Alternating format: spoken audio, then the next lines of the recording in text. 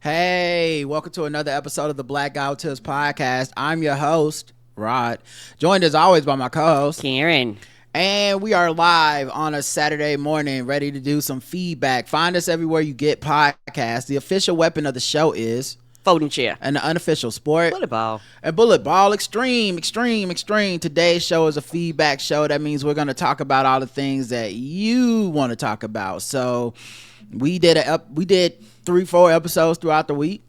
You guys listened to them. Some of the comments y'all said, some of the stuff we said, y'all said, hey, I'd like to get a comment on this. I got something to say. I want to hear a follow-up. Okay, I got more for y'all. I got thoughts. Did you ever think about this? Well, that's what today is. We're going to think about that, the thing that you wrote in. We got emails. We got a ton of voicemails. I don't think anyone left less than 2 voicemails in a row. So y'all got it. It's a new year. Guys, let's remember. Let's keep it short. Let's keep it 2 minutes or under. All right, it's gonna cut you off. The lady is quick, right? You know what? The best way to do it, y'all, is to put bullet points. Like honestly, like as somebody who's records and things like that, because that kind of keeps your thoughts steady. Yeah. So go ahead and get them under 2 minutes. We got some work to do. Okay. I notice a lot of y'all thinking this 2, 4, 3 email thing. It's not. No. But we got emails. We got comments on our website, comments on YouTube, and we didn't get any 5-star reviews this week. We haven't got a 5-star review since December 21st of last year. So listen, you got time to leave 3 voicemails in a row. You got time to refresh your 5-star review. I put like this: if you left 3 voicemails in a row and you ain't left us a 5-star review, I am judging you. All right, but the first people we like to show off, the people we have no judgment for, are the people that take the time out to put a little bit of change in our pocket. They reach behind our ear and they say, oh, what's that? And we go, what? And then they pull out some money and we say, thank you for them coins. May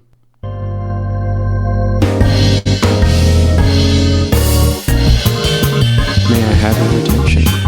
You are now listening to Charlotte's own Rod and Karen. We welcome the good folks who tithe to the Black Guy Who Tips. That's right. New money, new honeys. Let's see who's in the congregation today.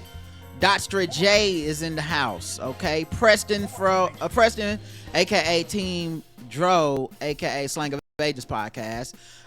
Matthew D.W. He doesn't ever recurring. Celeste VB, Mariano, L, Adam S, Joe H, Tyrone M, call him, Dorothea S, Jason F. We got a one-time donation from Leslie S. Thank you very much, Leslie. Michael Irvin, the Playmaker, Waist Bees by Sura. Allison H, Mary H, Michael F, Deborah O, Stefan H. We got a one-time. Oh wait, and then this is a different donation thing that I already did. All right, thank you everybody for hooking us up. We appreciate y'all.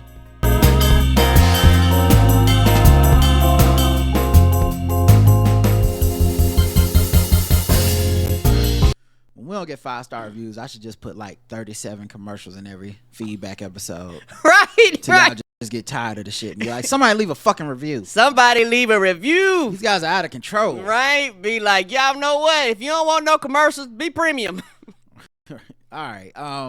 Let's get into the episodes that we did throughout the week and the comments there, since we get no 5-star reviews. Y'all don't love us no more. Episode 3027 or 3027, After Dark Mahogany Antique, which I'm burning right now. I'm burning that candle. And it smells delicious. It's one of the best smelling candles I've ever had. Thank you for sending it in. I think it was real. A candle burning bitch. Yes, that's what you are. I am. We got several comments on this episode, 7 of them. Apia says, I do very often eat in formal settings with people I know only in a work context. Every time the food comes earlier for some, the others say, please start eating. I really want you to. Don't wait and let your food get cold. I think I never experienced that someone had to wait, and good. I see no use in it. Yeah, I really do wonder who are the people. Like, maybe they're silently judging you, but I just completely operate on a different level of like, I am the opposite. I can't sit there. Your food is hot, and then we don't know when mine's coming, and then you gotta wait. I'm like, please eat. I'm okay. I'm okay. I don't need. This is now bothering me that you not eating and your food is getting cold. Right, because I'm watching the temperature decrease on your food going, don't you want it hot? Yeah. Women hating is a classic. I know when I was a teenager, I thought now that feminism reached its goal fully, everything is good and what's next. Then I became an adult woman and realized that no, unfortunately it's still on. At least here I could say in schools and universities it's pretty equal for all sorts of students, but after it's back on. I'm overall pretty happy with the sex I was born into, never wanted something else, but it doesn't define me. At least I don't think so. But society wants to be defined by it. Stop it, society. I'm a somehow hot woman who enjoys putting towels on the wall more than baking cakes, who always wanted to be a mother and enjoys it, but also loves the big farmer. Yeah, you're a complicated woman. Obvious says, because Rod and I seem to be mind twins, I absolutely thought the same thing about the CEO shooting the white guy. I thought that someone has to die because he decided so. I'm not into that, no matter how many Photoshop photos of him I see on social media. America voted for the side just now that is for less regulation and more power to the CEOs. Right. There was the chance to change stuff. Yeah, that's one of the big disconnects for me, and I get it. You know, a lot of people that are talking about it were on the right side of voting, hopefully, but it does say something that we're a country where a lot of people, at least on social media, because I don't know how real this sentiment is if you actually walk down the street. And I feel like people, right? Social media is some of the most vicious type of people in rhetoric, and so things get overrepresented, and there's a lot of jokes and not taking things seriously. So online, it may seem like everybody is happy this guy got killed, but I don't know that it really is like that offline. But let's say that it was. It's interesting that we live in a country where people voted a guy in the president for being a CEO. Yes, because they love the way he quote unquote ran the business. But also, he's a vile person. He's a CEO with rape accusations. He's a CEO with sexual assault conviction. He's a CEO who's about to be sentenced in a hush money trial. He's a CEO who's had creditors chasing him all the way, his whole career basically. He's a CEO who's run run residential areas that were like run down. He's CEO declared bankruptcy many times. He's a CEO whose university closed, who he's a guy who's known for reneging on deals and doing all this stuff. Pardon me if I find it a bit hard to believe that everyone's on board with this. I really do think if we were really on board with this as a society, if we were for real change, the incremental hard change where you have to show up every year and vote and be committed to your local and national elections, I would be with that. But this is like a get rich quick scheme. This is like, oh, a CEO got shot. This will change things. It's like, but we know it won't. Okay, well, it won't change things, but it made me feel good. And it's like, well, that's one of okay, fine. I'm not fighting you on it, but you can't convince me that anything good came of this. Right. And also, I don't know if I'm built differently, but I'm like, I hate to be like this, y'all. I don't give a fuck about feeling good. I won't change. And everybody is caught up into feeling good and what temporarily makes me feel good, not the longevity of the actual change that has to come. Because guess what? That feeling good will disappear. Them changes, once you put them shits in words, you can make it somewhat more permanent. So in my mind, I was like, I don't care about feeling good. The same thing about the election. A lot of people feel good, but, Kamala didn't win. Well, then, I don't give a fuck about feeling good. I want results. Violence creates more violence. People who think they are the victim feel they are entitled to whatever they want because they do it for justice. Imagine you by accident, like some big CEO who is unpopular, works probably for male and white listeners, even if, for example, my CEO is an Indian man, and got shot because of it. I don't want it for you. And then she linked to a CEO of like a pharma company or something. Abia says, imagine you look like him. I mean, okay. Raul Raphael says, I second your CEO comment. I asked someone in my neighborhood saying that the killing of the CEO was justified, why the same care about healthcare wasn't there going into the election, but we voted for a concept of a plan when it comes to healthcare for the presidency to the Senate to the White House. Right. Don't forget also, in addition to voting for a concept of a plan, They also voted for a person that said they were going to repeal Obamacare. This is not a serious country. These people are fucking stupid. Yes. And they're very short-sighted, and they don't vote in their interest. And so they take their party favors where they can get them. They take these symbolic moments that aren't progress and turn them into moments in their minds that supposed to mean progress. It's like when this guy shoots the CEO, and the next day it comes out that like one of the healthcare companies is actually like, and I don't remember if it was United, but let's say it is just to make it even more poignant. United Healthcare comes out the next day and says, hey, in Virginia, we're actually not going to go forward with this plan where we're not going to pay for anesthesia 100%, right? And people do causation as correlation and go, well, because the CEO got killed, they changed this policy they were going to do the next day. Yay, it worked. But a decision like that, if any one of us has ever worked for a company, that's not a decision that's made one in a day. That's not a decision. That shit is litigated. Months, that shit is pushed back and years. forth in meetings. That shit is discussed ad nauseum. You know, like it's not a one. It's not that fast. But we will create the connection so that we can justify the killing. That way, the killing makes sense and wasn't in vain. It means something for us.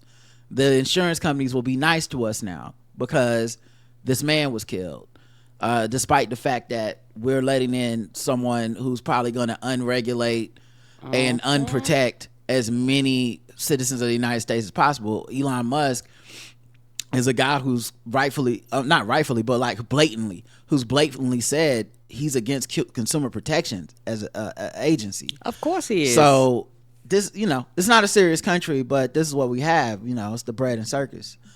But it says we've had multiple opportunities to improve healthcare with decent to good people offering themselves to fix the problem, and as a nation never vote them in. But it's via shooting a CEO after an election that healthcare will be fixed. The guy who shot the CEO also supported RFK Jr., so I guess he's the right person to fix healthcare because we'll all have abs and a worm in our brain.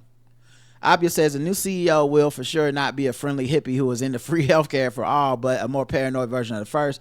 I'm just not into shooting people as a solution for frustrations. Yeah, I get it. The thing for me is like, I don't think it matters if we support it or don't support it. I think this kind of crazy is weaponized in America, or empowered in America because of the gun regulations that we don't have. Right. So, it's like thoughts and prayers. I know a lot of people get, all up in arms about thoughts and prayers, and they fight back and forth about it, mocking it, whatever. I've never really felt one way strongly or another about the thoughts and prayers shit, because I'm like, I don't think your thoughts and prayers are changing anything for these schools getting shot up. I think the thing we saw that changed shit was laws and regulations, and nobody really seems to want to not enough of us in the wake of these tragedies feel like doing that. So right. I can't really get, so whether you're cheering for, I also remember this when Trump got sick with COVID and people were like, I would never pray for him to die or whatever. It's like, who gives a fuck? Your prayers clearly don't work. How the fuck is this nigga president if your prayers are so strong? It's not going to help anything. But if it make you feel better, sure, go ahead and meditate or whatever. But at the end of the day, like, a lot of bad shit is happening because when we have a chance to actually do things, we don't.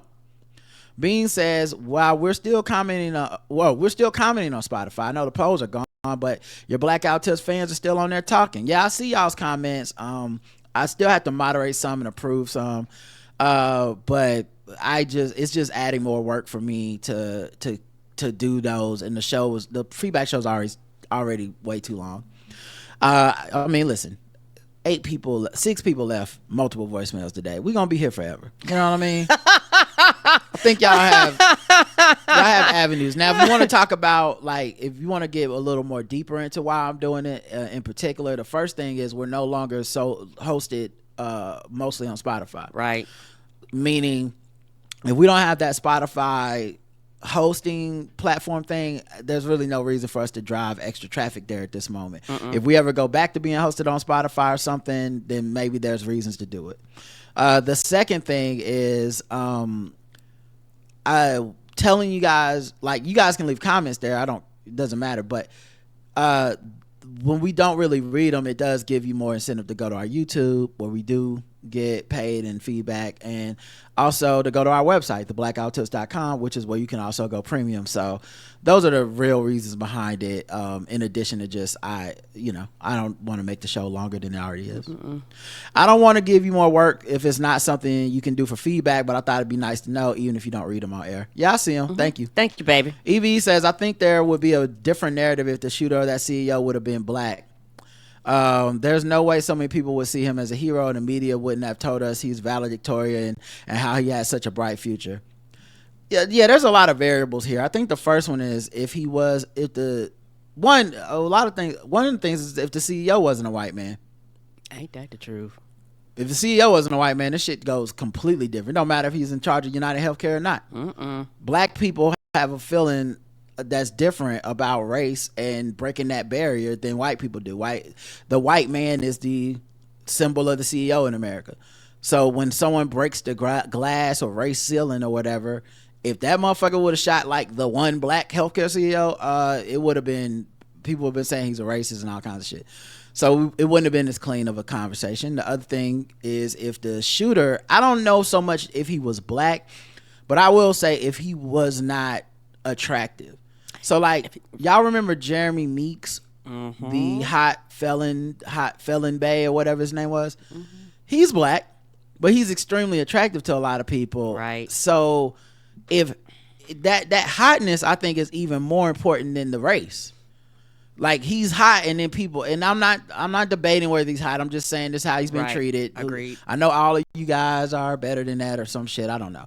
But if you think he is hot, and you're like, oh my God, that becomes the story as opposed to crazy white man shoots CEO. If he had been not conventionally attractive, if he had just looked super crazy, this shit would have went totally different. We're a very superficial culture. We are. Yeah, so, anyway, and the internet is not really designed, honestly, to handle very serious shit at this point. Not social media, anyway. That's one of the reasons I can't bring myself to care about this anymore than other murder reported in the news. The terrorism charges are ridiculous, and Eric Adams is a whole clown for making a spectacle of himself over this, but this would be such a non-story if this is just a blue-collar worker who was killed, and that's part of the problem. I think the powers that be are afraid there'll be copycats. I don't even think the powers that be are afraid of copycats at this point. I truly think the media knows you will click on a link if they tell you something is related to this class war type thing, and that's why the last couple of weeks they've tried to find crimes that weren't really related, not directly. People wouldn't even CEOs. but they've been saying like a CEO was stabbed at a meeting, and then you find out like dude's not really a CEO. It's a small business. It's not senior management, sir. This ain't the same, right? Like they could have had beef over anything. It's not really about the copycat.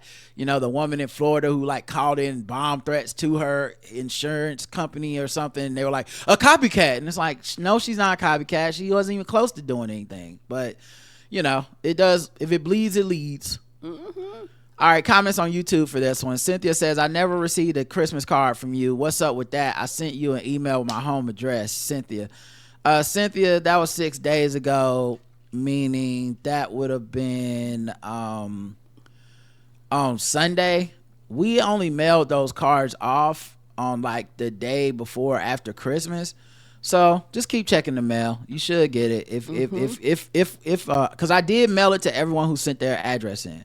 So if you send it in, you should get it. Don't sweat it. And if you don't, you know, I guess let us know. Victoria, and if you let us know not through comments on YouTube, email us. Victoria says, Happy New Year to two of the best podcasts I've been listening since 2015. You guys are awesome. Cheers to health and prosperity in 2025. Thank you, Victoria. Donateo says, Karen Hunter clips on the YouTube is how I learned of this podcast.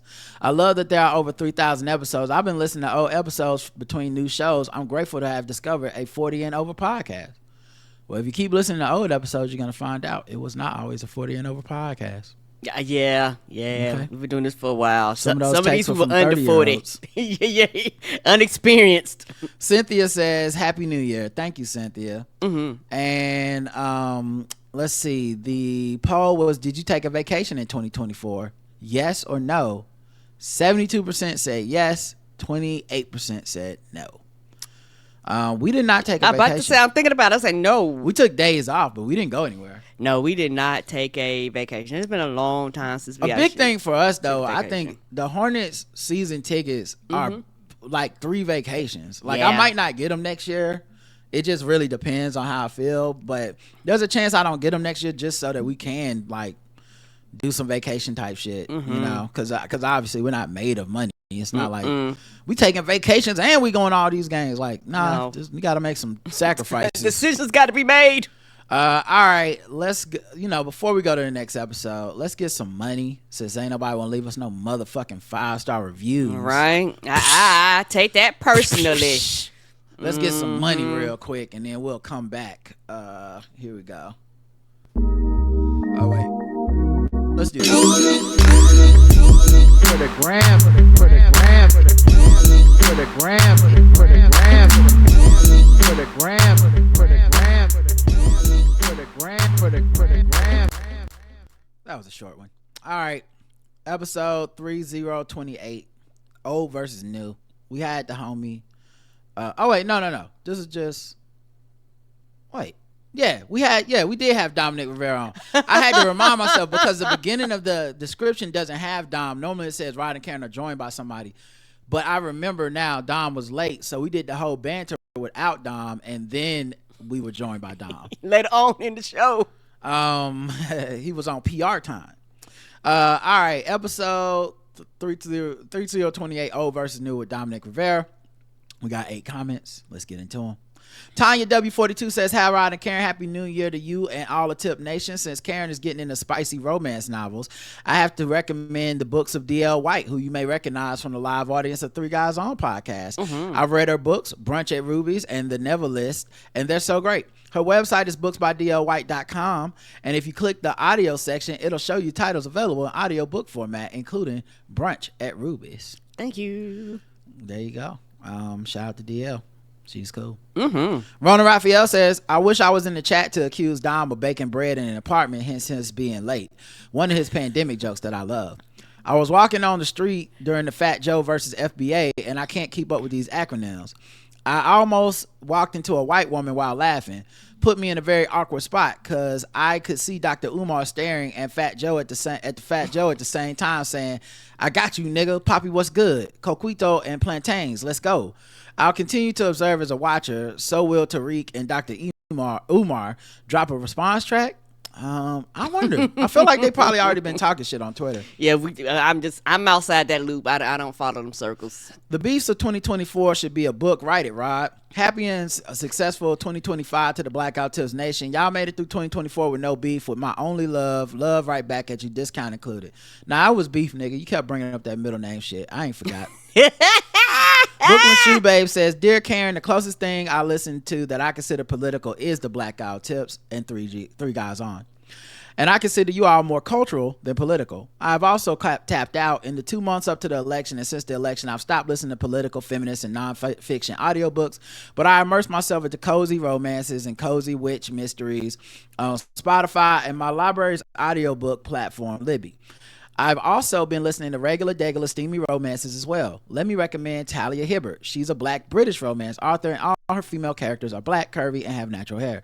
She features neurodivergent leads who practice different religions, and those who are all over the LGBTQIA spectrum. Over the next 4 years, I plan to wrap myself in comfort and joy and pray that Trump won't destroy the country too badly. I'm not giving up, but I'm just recharging. Sincerely, Kisha, Brooklyn Shoe Babe. That's kind of, how I feel. Like, really though, like I said, I know I'm going to come back, but as of right now, I actually don't know when. Like, when I tapped out hard, because it's one of those things when I was alert and I was there and I was paying attention and I was on top of things, and just aware of everything, I didn't mind. But it's also very frustrating when you know the truth and you can see these things happening and you see these trends and you see a lot of ignorance, you see a lot of misinformation, you see a lot of disinformation, you see a lot of people that are being obtuse, you see a lot of people arguing for argument's sake, you see a lot of people that are willfully uninformed. Like when you see a lot of those things happening, like kind of just all across the board, all over the place, and then you go, okay, I know I see all this, but not trying to funny. You go, are we really this stupid? And then the answer is yes. I can't take it. Like, I was like, oh, okay, so everybody's stupid with me. Everybody dumb but me. Nobody has no fucking common sense. Okay, all right, so why the fuck am I here? Yeah, I think for me, these are the times where I actually don't mind going back and reading and listening to things that are more historical, not necessarily trying to analyze the current political moment. I think a lot of this stuff, people kind of failed us in their analytical skills all the way up to the Trump election. And so I don't necessarily want to hear that from some of the people that I feel are, if not complicit, at least unaware, you know. So, and I definitely don't want to listen, because I do feel like there's a lot of people that don't realize what they're doing, but they're bargaining. And because they're in bargaining mode of grief, the bargaining stage, they're lying. Because bargaining is a lie. Bargaining is, if I do this, God, if you just do this, then I won't drink another drink for a month. And, I'll just, I'll just have a sip, but I won't get drunk. Like, that's the bargaining stage of like addiction and all this stuff. I think I said grief, but I meant addiction. But I'm with you. Anyway, I'll say all that to say, like, to me, bargaining is trying to tell me that if the Democrats had a primary, they would have won. Yeah, no, I don't want to hear that. No, it's a lie. It's if Kamala would have ran a different campaign. No, it's a lie. It's not that. You had the worst candidate on the other side in every way. It's not. There's no. Yeah, it's not Palestine. It's not any of that. We as a country just chose this bullshit, and so yes, we did. To me, it's giving me a level of solace to which I'm not necessarily. I don't necessarily need to hear everybody's analysis of the current climate, and we already know the stuff that they're going to do. So while I'm not necessarily ignoring it, I'm just not going to be tapped into the misery of it every day. And I think I'm not alone. I think a lot of people, you can tell by the numbers of ratings on cable news and stuff, the podcast numbers and stuff, like a lot of people are seeing a lack of listenership and a lack of audience because of the fallout of this stuff. What I would add though is I do like listening to things that are about historical moments, like and stuff like that. Like I finished Ta-Nehisi Coates's The Message. I'm currently reading Amusing Ourselves to Death by Neil Postman. I listened to a great podcast on the media this morning that was about American imperialism and the history of it, and why our map looks the way that it looks, even though we've clearly taken on like different territories and stuff like that. I like that stuff because it actually reminds me of how not far we are from that, and I think more people need to be aware of it. I think part of the reason we got here is because a lot of people do not remind themselves. They want to go hide in the comfort and wrap themselves in whatever, and while that may feel like a good escape, I think it is key to be informed, not just reminded like on an emotional level. I mean informed mentally, logically, because you need that when we're out in this society with these other people who are erasing this very knowledge in real time. So we're becoming the knowledge keepers. We're becoming the people. And also it gives me that cold realness that when you tell me, well, it's because they didn't have a primary, I get to go, well, then explain all this other shit that's been happening in the world, the entire history of America. You tell me that. Was a primary really what was keeping this from happening? Right. Was one political ad? Was not going on Joe Rogan? Like, we need to talk about these things. It's why so many people enjoyed that rant I went on about Jimmy Carter, because people are like, yes, that's the actual context. That's between, but I can only know the then by going and listening and reading and knowing about the then, so I can compare it to the now and put now in a different context that you're not going to hear anywhere else, because most people are not interested in that. They do want to wrap themselves in comfort and check out, and that's fine. I'm not telling people be uncomfortable, dwell in misery, but I just think like I'm speaking specifically solely for myself. These are the moments I actually go back and want to see the history, not even for hope, but honestly just for solace and just for confirmation in my mind that I'm not fucking crazy. Agree, because it will make you think that, and it's also one of those things where I agree you do have to have a balance, and it's very hard to have that balance when you're still, I know for me personally, I'm still processing a lot of emotions. Like literally every day I'm fine, and then I think about something and then I'm mad. So it's like a processing process for me. I'm not gonna say I will ever quote unquote get over it, because I know me, I won't. I'm still mad about the first time we elected that nigga, so I will always be upset.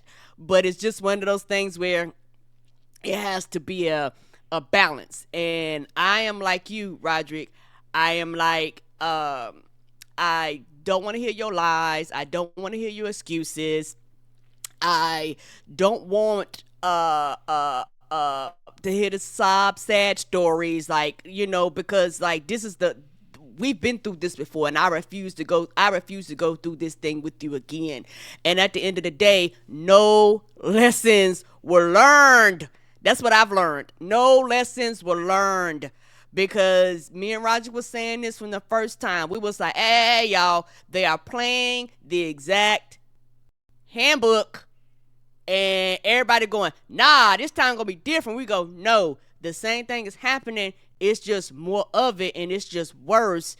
And I think for me personally, I felt gaslit a lot.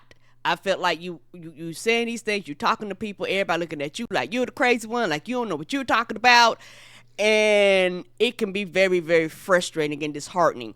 So yes, for now I am tapped out. I'm completely tapped out. I will come back, but my heart and as of right now, I just cannot take it.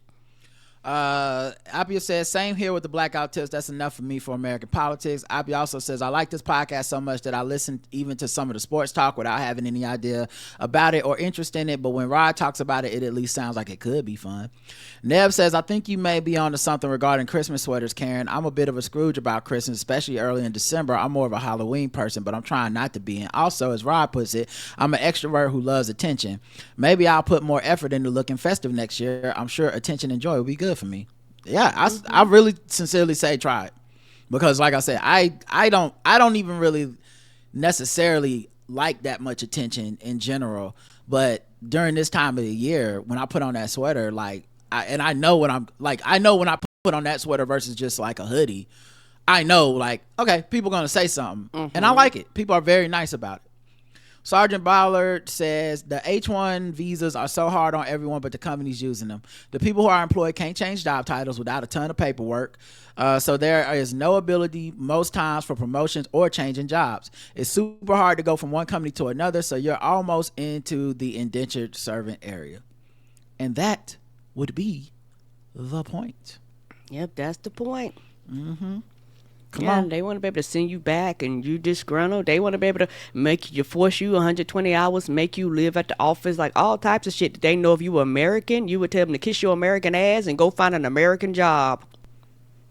Why do you need white man paperwork?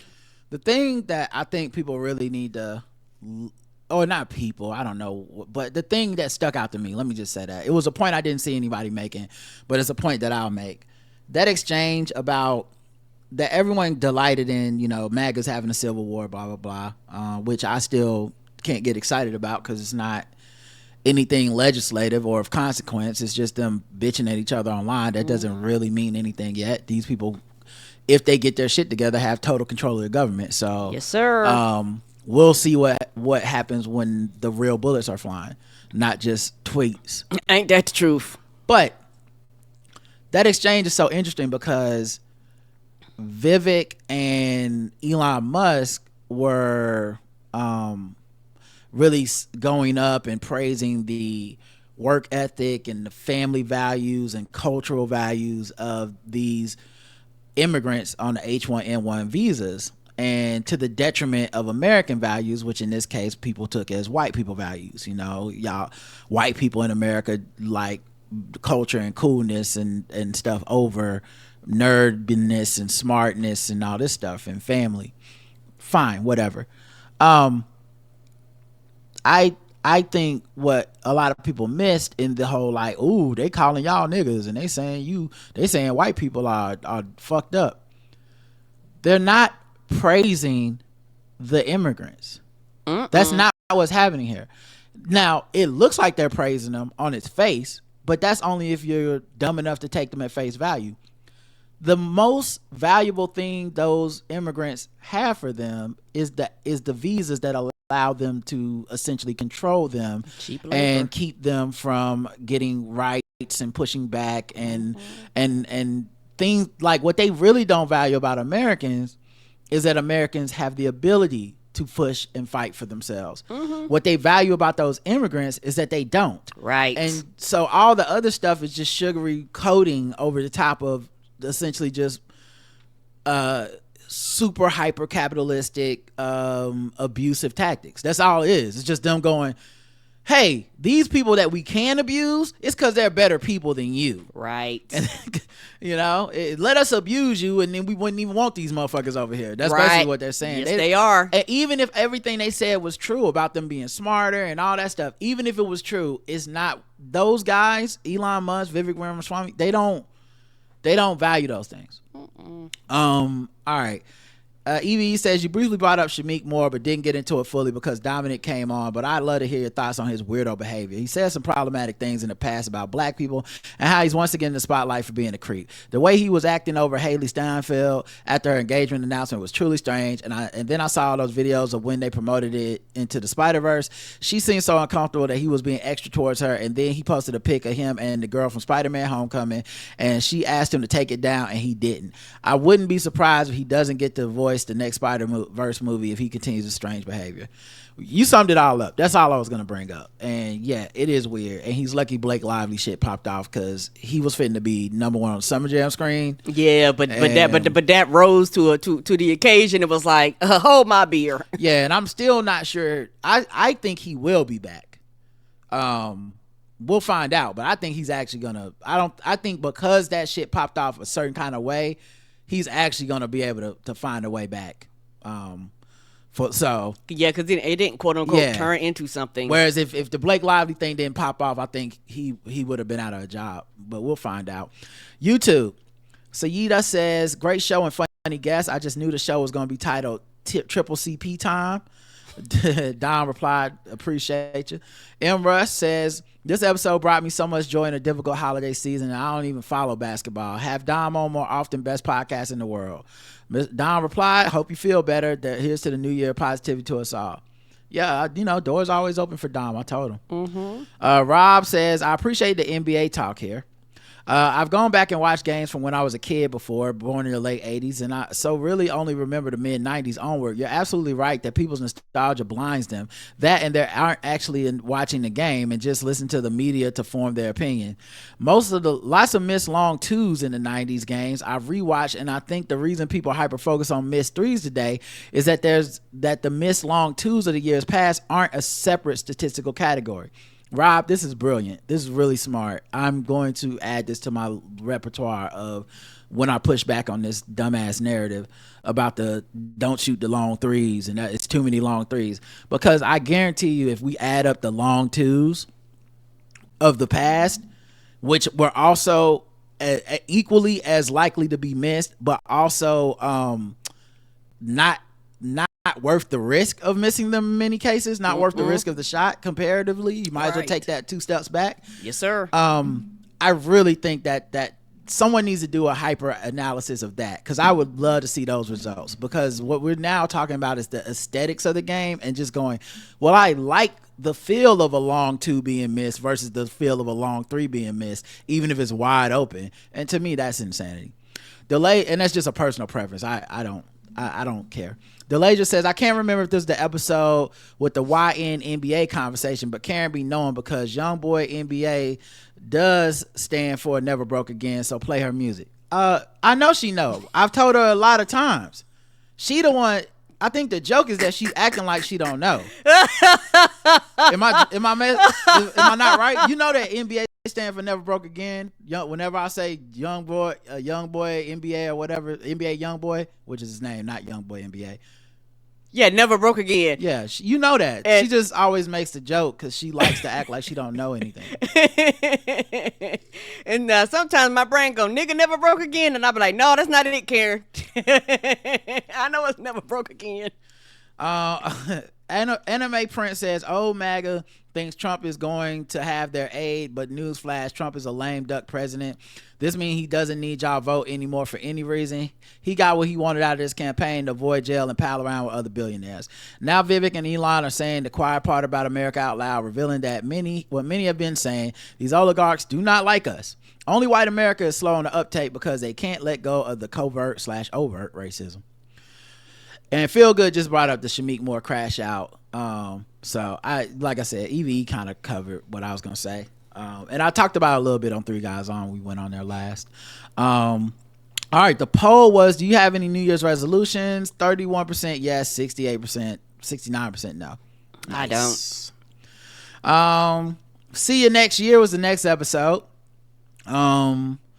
Let's see what we got here. 5 comments. Appia says, of course I agree on Jimmy Carter, and I'll add, nostalgia is dangerous. People tend to think that people in the past were better, less egoistic, less violent, and more pro-community. This is a lie. Right. There were always exceptional people and also terrible people. Mm-hmm. Think the awful stuff that happened in the past because some wanted it to happen. No matter what the evidence says, facts like statistics on violent crime, it was worse in the 90s, but people think the worst is today. The past seems so much better to many. I think because it's over and revisionist history can do its work, and because dead or at least retired people can't do new shit that disappoints, at least, or less at least.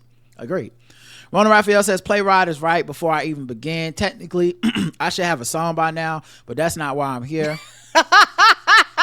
You don't get a song. 2 strikes already.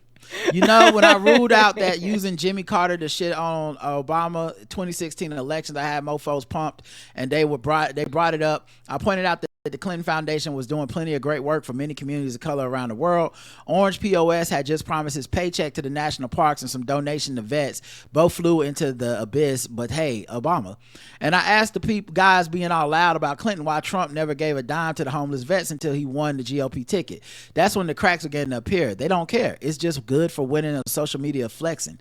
Apply that same energy to everyone, but nah. Welcome to 2025, folks. I'm selling new crusades now. In fact, we gonna march to Jerusalem and overthrow Netanyahu. By we equal you who paid. I'll be on vacation like the Pope during the original crusade. It ain't a scam if I give you holy water from the River Jordan. And that's why you do not get a song. Good luck, buddy. Sean says, as long as the MVSU band plays Not Like Us, I think I can support them because Trump is known for playing in A minor. Shoe Booty says he just got a lot of ignorant shit. He just says a lot of ignorant shit can be said of most dudes' podcasts. That's true too, Shoe Booty. But Charleston White it's not even just a podcast. His life is just saying shit. EVE says, I like to be wrapped in my blanket when I'm at home too, even in the summertime when the air conditioner is too cold. I'll be in some shorts and a t-shirt, but I'll wrap myself up in a blanket and refuse to turn the air conditioner down. I made the best purchase of my life last month when I found a fleece blanket hoodie that I have worn every day around the house. I got mine in Costco for $20. Hashtag team blanket. Is Charleston White a rapper? I have only heard of him when he said something stupid. Is he like the male Azalea Banks? No, because Azalea Banks at least has an album like 212 or something you can go back to. Okay. Charleston White is not a rapper. He's just an ignorant nigga. Okay. Like his whole claim, like on his resume, it's just ignorance. Like employed by ignorance from this day to this date, you know.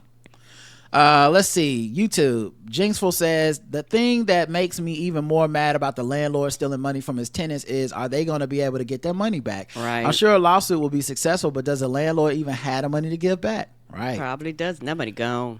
Pelmio Emo, I think that's right, or Palimo. I believe the Rod does protest too much. Me thinks now I'm thinking Rod definitely has a thermostat app on his phone. I do, and so does Karen. So I don't take your point. Karen likes to be wrapped up, and there's nothing y'all can do about it. CBJ Morgan says 100 on your Jimmy Carter take. Thank you for articulating the feeling I couldn't regarding all these tributes to him upon his death from fakers. The country is a mess. Yes, it is. Big Tone says on that Jimmy Carter Joe Biden point, all I have to say is preach, brother, tell it. My name 83WW says spitting hot fire. I love hearing y'all go off on Biden's accomplishments. Is it possible to request a short from, and it's a certain minute mark? Yeah, totally possible, and I'll make a note of that to send to the peoples. So they can cut it. The poll is, will Jeff Teague apologize for having Charleston White on his podcast? 13% say yes, 87% say no. As of right now, I have no idea if he's apologized. I don't know when the show schedule is, but it's gonna be interesting. Because I can see it. I can see him not apologizing and getting away with it. At first, I couldn't. I was like, oh no, but as more time passes, the more I feel like you just come back and act like nothing happened, and most people won't say shit. They'll let it roll, and either they'll leave or they'll stay. Like, he gonna be like, the decision is yours, basically. Yeah. And I guess that, maybe you just don't highlight that episode and all the shit you said, but yeah, it can happen. Last episode of the week was episode 3030. The media is the medium. Appia left the first 3 comments. Woo. Normally get late in the week and she starts slowing down. She just got more fired up. We stayed at home on New Year's Eve and I loved it. I went to sleep at 11 o'clock and felt as if we got away with something. I stay away from fireworks as far as I can. Here we had no problems here in my city. The problem here in the bigger city, we were once in Frankfurt years ago on the New Year's Eve, and I was very afraid and decided never to do it again. Fireworks are only allowed here in a very short time around New Year's, and some people go crazy. No one at least shoots guns here in New Year's Eve, but I still don't enjoy it. Here, the rare moment where I have another opinion. I'm as against guns as someone can be. People are irrational. They drink. They forget to secure the guns, but they should not have guns. But not paying too much attention after such a tragedy might be in a weird way a better choice. The terrorist wants all the attention, and other potential terrorists see it on TV and want to recreate it. When it doesn't even get so much attention, it's probably not worth it for them. It's not the way to fame like in the past. You see how people make the CEO killer a hero, even people who don't think of themselves as terrorists. I don't know. I mean, you say it's a rare other opinion, but I don't even know if that's an other opinion. I don't recall us saying anything about like we need to pay as much attention to these killers as possible and all that shit. So I feel like that's being presented as an alternative opinion, but that's not. I kind of agree with that. I don't know if it's possible. That's the thing. I think in a sensationalized world where news is spread social media first and fast and who can get the most attention on it, I think the horse is out of the barn. We're as soon as someone does something crazy, everyone's got their social media feeds, their manifestos, their friends, videos they posted, their everything online, their name, where they work. It's over for that. At this point, our best option is not to worry about the psychology of the people who do this shit, but to worry about the rules that could stop them from having access to the guns to do this shit. And in America, we've given up that fight. And I think that's, to me, more important than whether or not you remember a mass murderer's name is what if we could keep someone from being a mass murderer because they couldn't go get an AR-15 on a whim. Not so easily, right? She says, I'm not a negative about the internet and health information, but it may be also because of my background. There's great information out there, and sometimes a doctor isn't as up to date as they should be, but also there's terrible misinformation. So how to know what's what? Probably education helps. When I read something about detox, it's not real. I know the creator isn't shit. When it looks so exciting, it's probably wrong. Yeah, I don't know how you regulate the information. I just think that we're in a perilous time when it comes to the lack of trust in institutions versus the amount of trust people are putting into influencers or individuals that aren't vetted by anybody. Yeah, and the internet is to blame for that, and partially COVID, because a lot of people started going down this rabbit hole with COVID. Not that this wasn't always there. It's just that COVID kind of shined a light on it, because people spent hours and days and weeks and months, in the house, not doing shit. So they started kind of going down these rabbit holes, and some people went down. It was like, something wrong. Some people went down it, and they never came back, and they are literally lost forever, and they ain't never coming back. Ramsey D. Jenkins says, what happened in NOLA was crazy. I'm glad they postponed the Sugar Bowl until Thursday. I'm hoping security is better for the upcoming Super Bowl and Mardi Gras. I'm sure it will be, but I also don't think I think a lot of this is posturing, meaning that it makes us feel better to say like, oh, and then we'll secure the Super Bowl. If somebody is willing to lose their life, there's very little you can do to prevent it. Like, unless you on some like what's that Tom Cruise movie? Minority Report. Unless you're on some Minority Report shit where you can like know what a person's gonna do before they do it, which is possible through a lot of surveillance, which people also have a lot of misgivings about. Unless you can stop them before they do the shit, once a motherfucker decide my life is forfeit, there's not a lot that can be done to stop a person from like that from killing a bunch of people. It's sad, and it's mostly because of our rules in America. Meaning, other countries don't have this problem as much. Mm-hmm. Not that they never have it. I mean, you see stuff in Europe all the time where someone does get a hold, but it's not as often as America. Like it's a real tragedy when it happens other places, and they go and change laws and shit, but not here. Rona Raphael says last year kicked off with Cat Williams exploding the internet. This year kicked off with real life exploding. Good thing I danced to Kendrick's "We Gonna Be Alright" just before midnight on New Year's Eve. Now I was preparing to drop a story from my eyewitness report on New Year's Eve. Fireworks in Germany and Nigeria separate. Witnessed by rain too, but it was mild compared to what man seen in those places. Makes a time traveler repent. But that's not why I'm here. Ban TikTok and all these fake hoes pretending to be wellness, whatever on the app. By the way, is it any wonder why the most popular dude on TikTok doesn't speak and just smiles or does the I don't know thing? Oh, you talking about that brother that does that thing?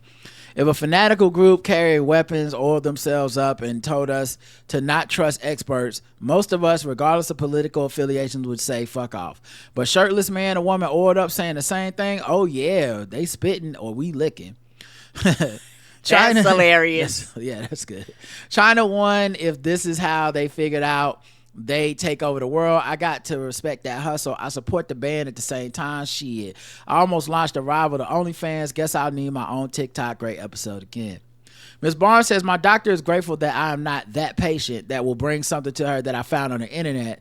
I mean, how does it sound when me, a patient, will trust something off the internet instead of a trained professional with my actual lab results? Woo, these are different times that we are living in. Yeah, I know that gotta drive some doctors nuts. Like, when they literally are telling you, hey, these are the facts and these are the things and these are the medication, and you like, nah, I'm listening to some folks on the internet, and then you come back to them with the consequences of your actions, and now they go, okay, I know they gotta be like, we could have prevented all this bullshit if you'd have just listened to me. Yeah, and one of the reasons that I really think about that a lot is that we're not necessarily doing that with everything. Meaning, like, if I don't know that much about cars and I take my car to the shop, I'm not pulling out a YouTube or some tweet to be like, I don't think I do need a muffler. You know what I mean? So like, it's weird that this is the one area. It's like, because we all have bodies, we all think we must be experts on our bodies, but there's a reason they do these tests and shit, and we will just as much blame the doctor if it goes untreated or undiagnosed or whatever, as we will for misdiagnosed, as we will for, at this point now, accurately diagnosing and suggesting changes. It's just really become like I'm the expert because Joe Rogan said I'm the expert type of thing. Right. And you know what the end result of this is going to be? More deaths, like, across the board, because people just going to be doing stupid shit, going to be killing themselves because they don't know what the fuck they're doing nor talking about. Sean says I read 3 to 5 journal articles before I take a new medication, but I've got the training and the PhD. For having pharmaceutical commercials on TV in the U.S. is crazy because they are designed to create uninformed demand, which helps breed distrust. That being said, I think the cult mentality believe us and everyone else is lying has been fostered, especially in the U.S. over the past half century. From the Reagan political campaign, but don't trust the government, trust greed-based corporations, to Fox News. All mainstream media is false except us, to Apple marketing strategy, join the Apple ecosystem, reject all other technology. The U.S. is inundated with organizations trying to utilize the machinery designed by cults. It's hardly surprising that people who grew up in a world forged in cult methodology are using it for their podcast membership growth strategies. EV says, I spent my New Year's in bed watching anime and have no regrets. The biggest surprise I have about Return to Mac song is that the dude is British. I don't know why that's funny to me, but it is. My guy came out of prison looking for the smoke, bruv. Yeah, I was listening to some British hip hop the other day, and man, still adorable. I love it. It's so good. It's so good. He's like, y'all probably gonna fuck me up, but oh. And like I should be offended on some they not like us, we're the real blacks, and y'all are saying the N-word, and I know y'all don't be using it the same way over there. I don't care. Do not care. I don't care. I like, even when they say it, they don't say it right, and I still like it. It's just they be rapping it different, and it's so how I just want to pinch their cheeks. You know, when they just rapping like one way down the wrong way or whatever the fuck, wrong way down or one way. Beans and toast is you what, mate? Or whatever the fuck they be saying. Oh man. I was like, that's a bop. Play it again. Yeah, it was like they be talking real proper too. Went to school on a Sunday. Got ice cream, no Sunday. Yes, let's go. Martin Luther King on a Monday. Wrong way down the one way. And be so passionate. I'm here for it. Bangers and mash, you what, mate? Oh, anyway, it's great. Shout out to the British hip hoppers, man. Y'all can say the N-word. Y'all got my pass. I'll give it to y'all. Except shits and gigs. Quiet Storm says, love this convo. Happy New Year. Calibra Mike says, ban them shits. Oh, banned, because Karen said banned instead of banned, B-A-N. Rashad says, they got on that crack, stayed on that crack, and it's hard to get off. It's such an honest statement that Karen made about going down a conspiracy rabbit hole. Facts. Christoph says, just want to say I love y'all's banter. Y'all be speaking to my soul. I too had no idea of what or where the Mac was returning from. Yeah, it's kind of weird that he didn't sing it in an accent of the Brits. Like, at least the British rappers rap in that British accent now. Yeah, they do. Yeah. They gonna be like, y'all gonna get, this is who I am. Yeah. Why wasn't he singing it British? Like, also don't reply Happy New Year messages until the next day. Sometimes next week. We twins. Jinxful says, yeah, it's wild that Postman's book feels even more relevant today than it did in the 80s. Have a few critiques of the book here and there, mainly around his overlooking of race and fantasizing of the printing press and older media as ideal and saying that society was better before TV, like they wasn't reading newspapers while owning slaves and falling for propaganda. But of course, he overall hit the nail on the head, and we're in a load of trouble because people look at politics as entertainment, something y'all say a lot on here a lot. Yeah, treat our politicians like celebrities and our celebrities like politicians. Don't make no sense. Going off of McLuhan's, the message, the medium is the message of TV's message is entertainment. As Postman says, I think of defining social media message as attention. Yes, everything is for attention. Doesn't matter if it's good or bad, wrong or right, true or false. Folks just post whatever for the clicks and the views. Yeah, and attention is currency. Yeah, and so this, like I said, I'm not finished with Postman's book, and I think that's a valid critique of pretty much any person that has a wistful look at the past. Especially if they're a white person, almost always, to me, has a racial lens that is a bit deficient. And I don't expect them to necessarily be up on the shit because they white. They, it's like. Yeah, most people, when they talk about the past, are talking from a point of privilege. Mm-hmm. When they romanticize it, when they act like this was less problematic than the other stuff. So yes, I'm 100% sure you're right that when you're, you know, I always notice it. Many of the examples in the book when he's like, and in 1781, the first printing press was made in the 13 colonies, and it changed this, and then people start reading newspapers. And I think what I would say is it is germane to his point that, or not germane. It is not germane to his point, meaning you can take out race from the argument he's making and it won't bother me, because he's really talking about the method of communication. He's not saying these were better people. And that's not what I'm taking from the book, is that these people were more moral and virtuous back then. Maybe he'll make that argument later, but that's not what I'm getting. Like, even when he talks about how people were more religious, he doesn't make it seem like, and that was better. You know, he makes it seem to me like that was just different. So I don't think the people become morally better or different, but I do think as a society, we become more scattered and we value different things differently, and definitely becoming a less literate, less patient, less thoughtful society has given rise to just a different form of corruption. Because, you know, I think at its core, humanity is a very corrupted and corruptible. You know, we're, as an entity, it's easy for us to fall for the darkest nature. So I don't know that it really matters if you're reading a novel versus you're getting it on a tweet. But yeah, people's ability to be cold towards each other, I think, is universal over time. It's not something that's germane to that is just stuck to just one era of time or whatnot. So I agree with that. Let's see. Sharon the Baron says, it's so funny. I've been listening to your podcast for ages, but I don't follow on social. Had no clue how you two look. Love your glasses, Karen. Thank you. Kim Doc says, I wouldn't imagine the sorrow these families are experiencing. I couldn't imagine. The car he rented could go from 0 to 60 in a flash. The destruction was unreal. I was just in New Orleans with my girl in November. She didn't even want to go on the Bourbon Street. She said that it's not secure at all. Nope, my goodness. Blessing to those families. What's shocking about the offender is how normal he seems. Like, this could be a coworker. Yeah, I didn't really look that much into his like life or whatever, as far as like why he did it at first, and then like, because it takes time, and then people started doing the like, this is what was happening. And between him and the guy that blew up the truck in front of the Trump motel, the thing they really truly have in common is that they both were veterans, and they both were going through like domestic disputes and divorces and shit.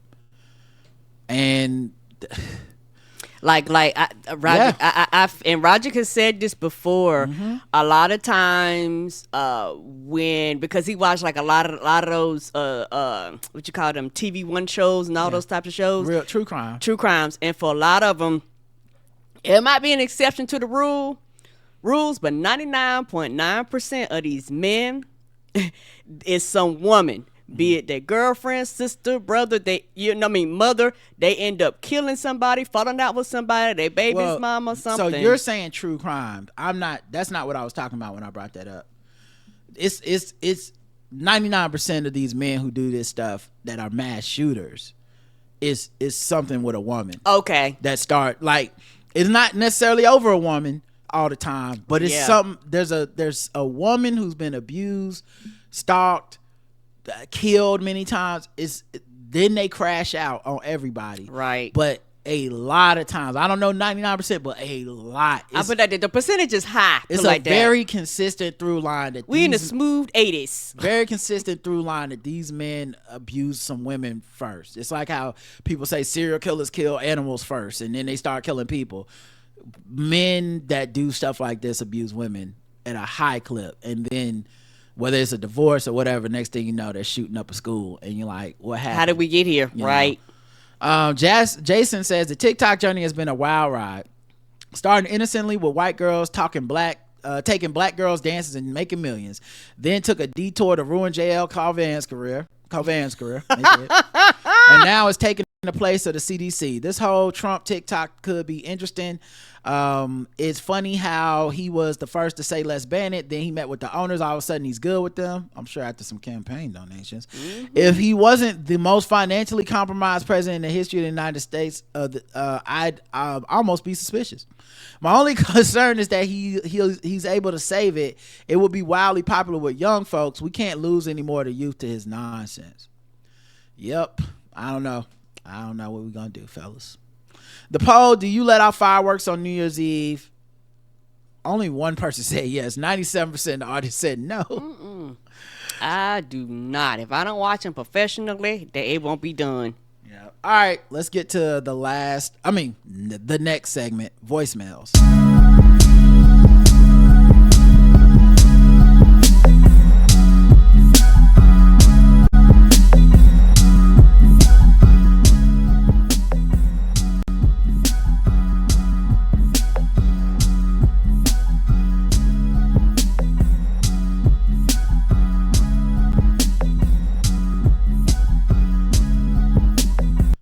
About to drop a hot British 16 on that real quick. All right, let's get to the first voicemail, which is from Ariana. She left 3. Hi, Rod and Karen. This is Ariana.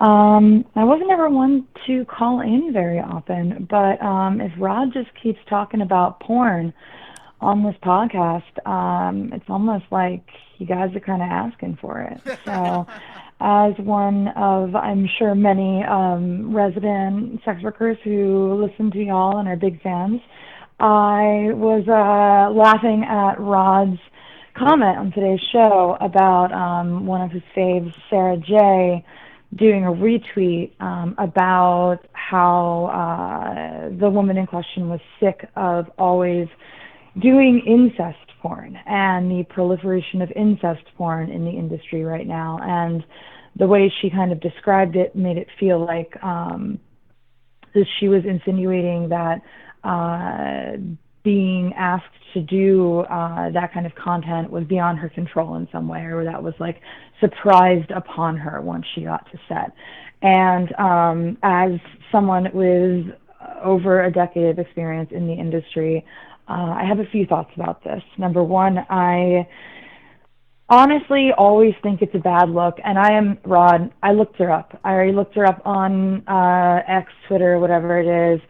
She's a hot white MILF. All right, I see the appeal, truly, and I may have myself subscribed to some of her content.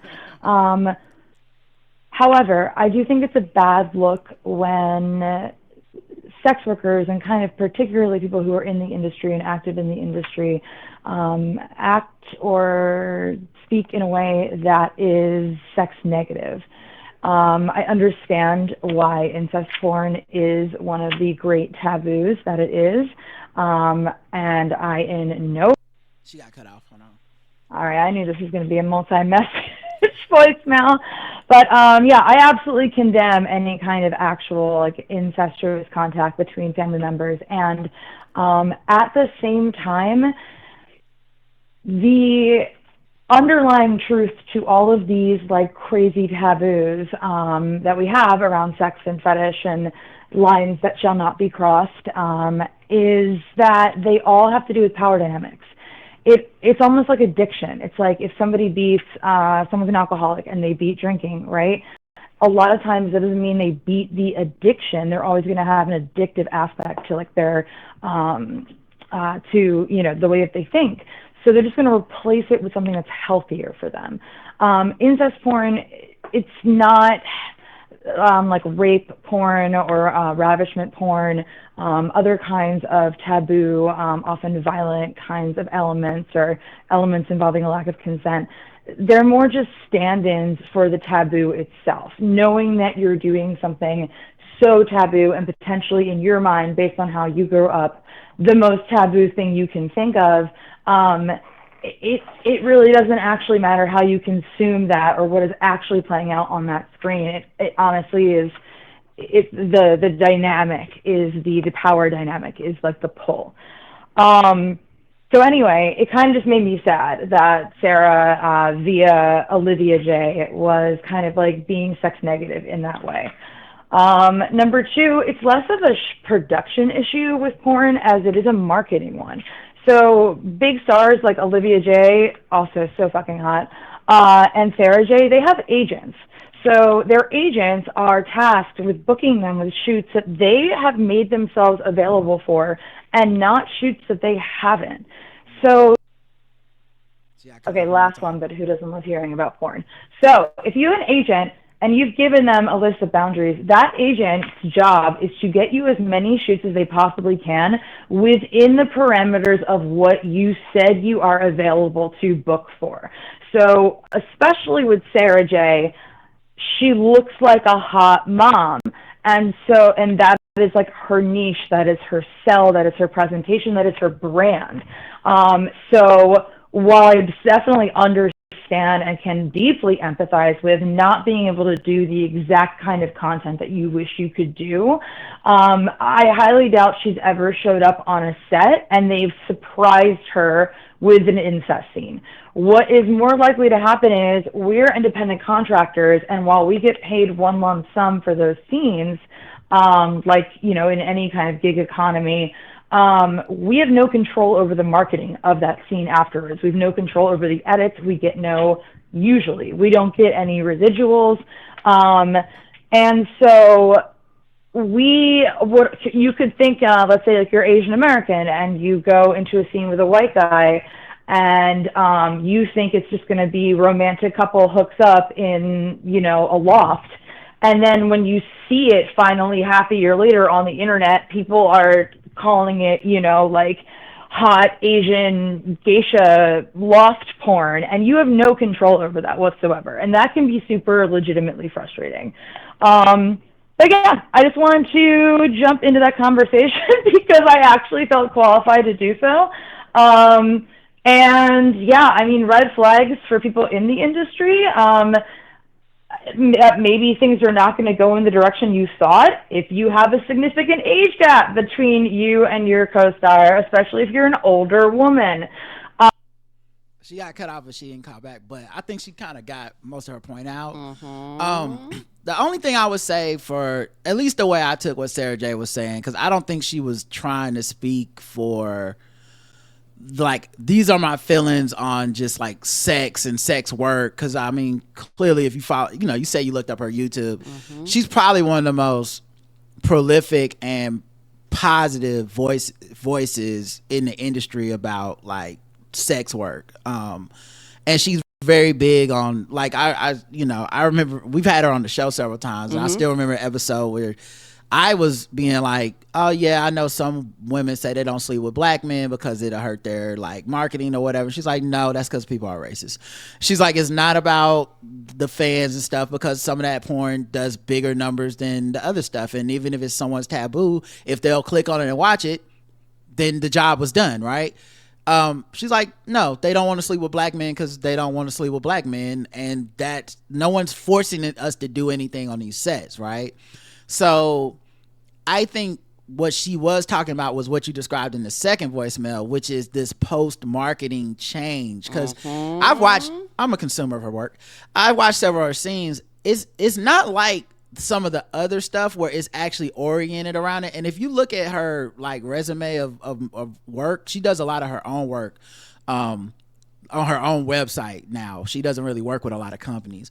But if you look at her resume of work, even when she's doing like a MILF thing, it's not an incest MILF thing. It's just a MILF thing. So there'll be like sex teachers or some shit like that, and it's like she's playing a teacher that's fucking a dude at a school or some shit, and which is its own fetish and its own taboo, but it's not step whatever. Right. Some porn you watch it and they're actually saying like, you're my step brother or whatever, you know, hey mom, will you do such and such?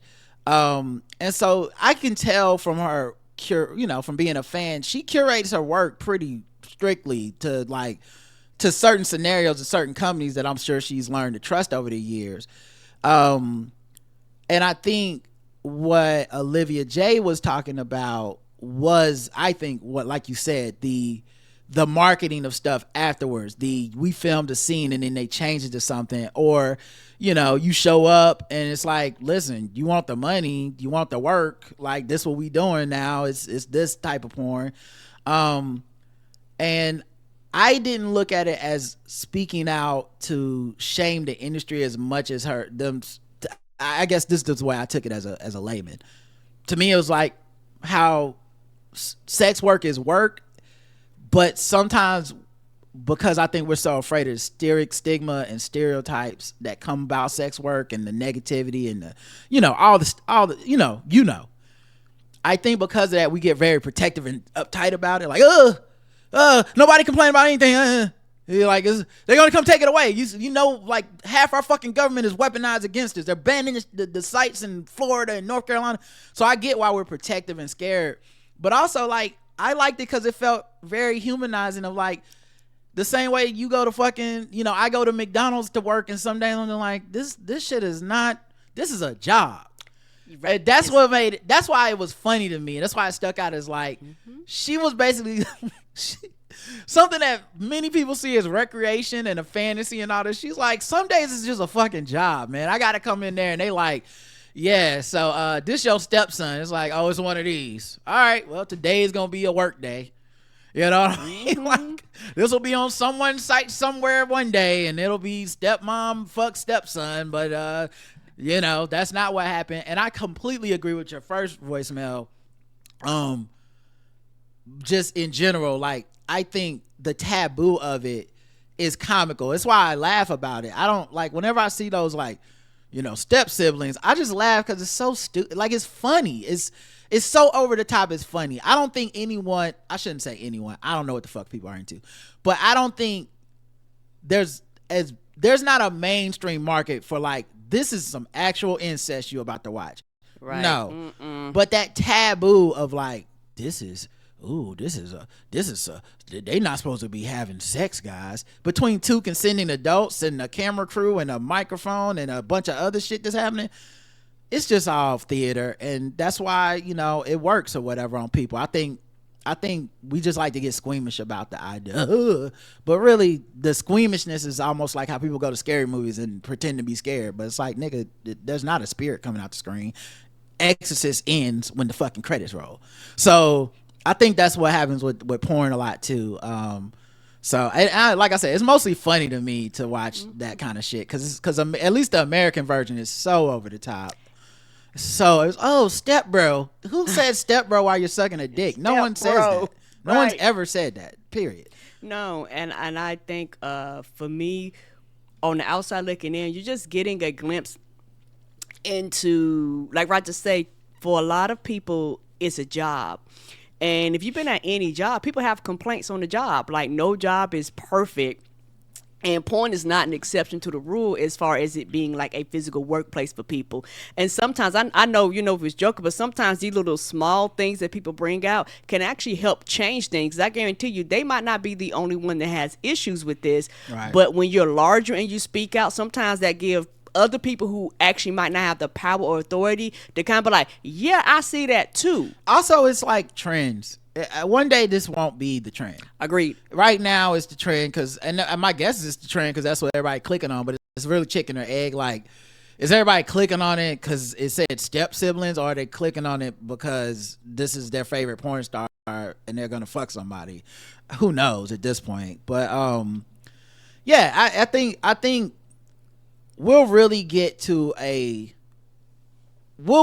in a good spot when someone can complain about doing sex work and they're just complaining about their job the way the rest of us do. And that was really what I was trying to get from that point. But I do take your bigger point about it. I'm not trying to, and I try to be careful on the show about shaming people's kinks and shit. Even the very hardcore stuff that I'm not into, I try not to, be the person to like completely shit on it because it's just not Right. for me. And I'm sure that in the recesses of all of our minds with our kinks and taboos, if it was laid bare before the rest of the world, all of us have a thing that we'd be like, "Ew, I don't want people to know that about me." Agreed. But yeah, you know, I more present it to just kind of like laugh at it rather than to try to take it into a very serious place, because I know it's, you know, most people don't want to get too serious when their dick's in their hand, you know. No, they do not. All right, let's see. Next voicemail is from Monday. Erica. Good morning, Rod and Karen. This is Erica. I'm so excited for the live show next month. Just wanted to say that I am currently listening to episode 3028, Old versus New, and I was laughing my ass off when Rod broke out with the rock song, "You Give Love a Bad Name, Nigga." I really think you should cut that and make that a clip, because Chef's Kiss gave me a great laugh. I'm glad you enjoyed that. That's I gotta hilarious. send that to the people. Yeah, I never know what jokes for what, guys. It's funny. Like, that's what I like about the feedback show. I thought the Sarah J thing was like a, oh, this is cute, and then just move on, and then we have a very serious conversation. Here's Dre.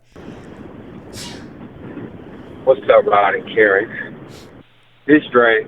So, I went back. I listened to all the Game of Thrones recaps. I watched Game of Thrones. I had watched Game of Thrones.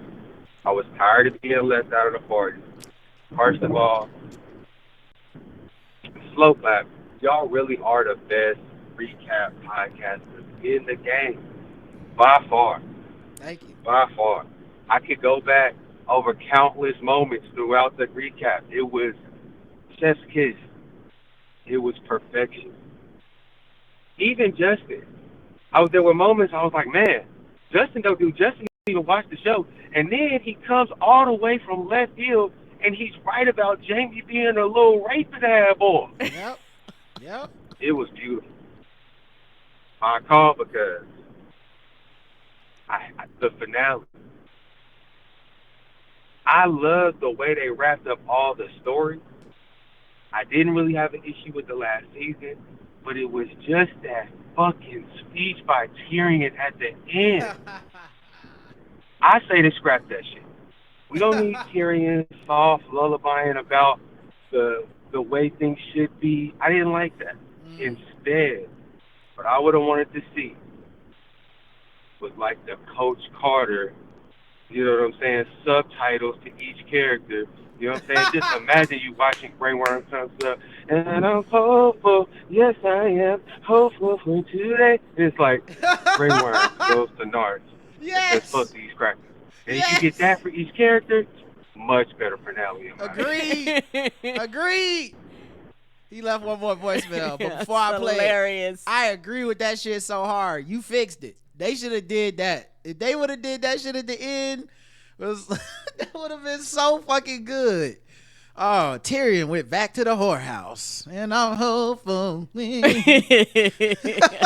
That would have been so good. I'm back. One more thing, not about Game of Thrones. Karen, when you was talking about realizing that you don't have nothing to listen to no more because you stopped listening to all the political podcasts, you was speaking a word.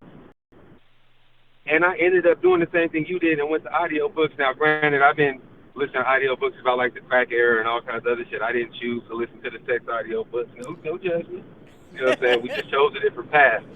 But you're right. I couldn't. I wasn't interested anymore. I wasn't interested in all this over assessment of what went wrong and what really happened, because we all know what happened. Like, did what white folks do, and it's really that simple, and they're going to try and overcomplicate and go over every mistake and every action of the campaign when I wasn't with that. And I also don't really get off when I told you so. So even now, as I'm scrolling and I see little stuff like people react to Trump saying he wants to deport 13 million people, all I can think is, what the fuck is the news in that? That was the policy platform. Y'all motherfuckers said you voted for him on policy, and then when he starts doing the policies, he always did. One thing about Trump, he followed through. Yes, he That's does. what he said he want to do. That's what the fuck he gonna do. Last time he said he gonna ban the Muslims. What he do? He banned the Muslims. Like, it's just wild to me. But I'm good on that. So yeah, I too have had to find other mediums and other things to do. I honestly deleted most of my social media apps in general just because I don't even want to hear my friends talk about that shit. But I love listening to y'all talk about shit, and I love y'all, and I'm not about to get cut off. See y'all later. Peace. Peace. Appreciate you, Dre. Yeah, I am completely with you, and I'm glad that I'm not the only one, because the audience is not trying to find. The audience is kind of letting me know that I'm not the only one that was burnt out. I'm not the only one that was tired. I'm not the only one that, like, people underestimated the people that literally gave their all. Like, literally gave their all, was doing the shit. I wasn't just out here just yakking y'all. I was telling people to vote, you know, in real life, in person, on this podcast, vote. I was telling people this is serious. Anybody but Trump. I put like this. I was the person, I said I wanted to go low. The rest of y'all niggas was like, we high. We are high and mighty. And our candidate got to be perfect. And we refuse to go low. And I'm on the low end going, no, nigga, be low. Be as low as you go. And like, I was like, we're in the bust, you know. And I realized, oh, there's very few people that's on the win the bus train. Most people are not on that. They claim that's what they want. They claim, that, but at the end of the day, that's not what they were all about. Because this is just my personal opinion. You was bad about it. You'd be like, okay, Biden spoke wrong. Fuck it, I'm still voting for him. You'd be like, okay, Kalama, You all right? Take your time. I'm sorry. Kamala. I had a brain glitch, y'all. I was like, wait a minute. Oh, go ahead. You got it. She was not a perfect candidate, but fuck it, I'm voting for her. Like, I was like, it didn't matter if it was HP Printer, and y'all know we fucking hate HP Printers. If it was HP Printer versus Trump, I'm voting for the fucking HP Printer. Like, I was not fucking that's around. That's with the Instant Ink subscription. I still would vote for it. I would still vote for it. I would subscribe for it and everything. I know it ain't gonna treat me right, but damn it would have been better than Trump. Right. And so I was serious when I was like, I want to win. I've realized a lot of people around me was on some bullshit. Like, they was really on some bullshit. So I was angry, sad, and disappointed. And so, a lot of my feelings are large, so I'm going to kind of process these big feelings that I have for a lot of things and a lot of people around me. Like, there are some people, I didn't really respect them. Now I extra don't respect them, and things like that. It's one of these things where, if we ever have a free election again, I will remember, type of thing. And you kind of felt like you were in the forest just hollering, and people go, you're crying wolf, you're crying wolf, you're crying wolf, and you're like, no, dog, I'm not crying wolf. Like, there's actually something deeper and more to this. And so I was literally burnt out. And so I appreciate the audience for letting me know that I wasn't the only one that was burnt out. Yeah, and I mean, sometimes that's the beauty of the show, is you get this like validation from the audience that you're not alone in this stuff. I think it's obvious that people are tapped out. Like, these numbers for the news and these numbers for podcasts and stuff going down this is people saying, I was engaged until y'all did something that's unforgivable in a way that we can't fight back. And now I have to sit back, because when it was time to fight, I was out here fighting. I was fighting. I was telling y'all what we need to do. I don't think the numbers would have gone down if Kamala had won. Agreed. I think the numbers would have stayed engaged, because people would have saw her as a person that can be changed and challenged. Mm-hmm. They don't see that in Trump. They don't see that in any of the GOP leaders. They don't see that in the GOP media. And so now they're going to sit back and go, I just need to do what I can do to survive. And part of that is not letting the anxiety of looking at every single second of news take over. Agreed. Nicole. Hey Rod, hey Karen, listening to this show. Was on a cruise last week. That's why I'm kind of sick. But listening to the episode, you're talking about the Blake Lively, Justin Baldini situation. I will admit I got by that. And I'm an actual, and I love Blake Lively. Like I love the show Gossip Girl. Like she's my favorite person to put in a rom-com movie. Like Age of Adeline. Like I love her movies, but with all that stuff coming out at that time, I'm like, dang, maybe she is a horrible person. Maybe she is a bitch. But of course, I don't voice things on the internet because it doesn't really matter. I just thought it and moved on.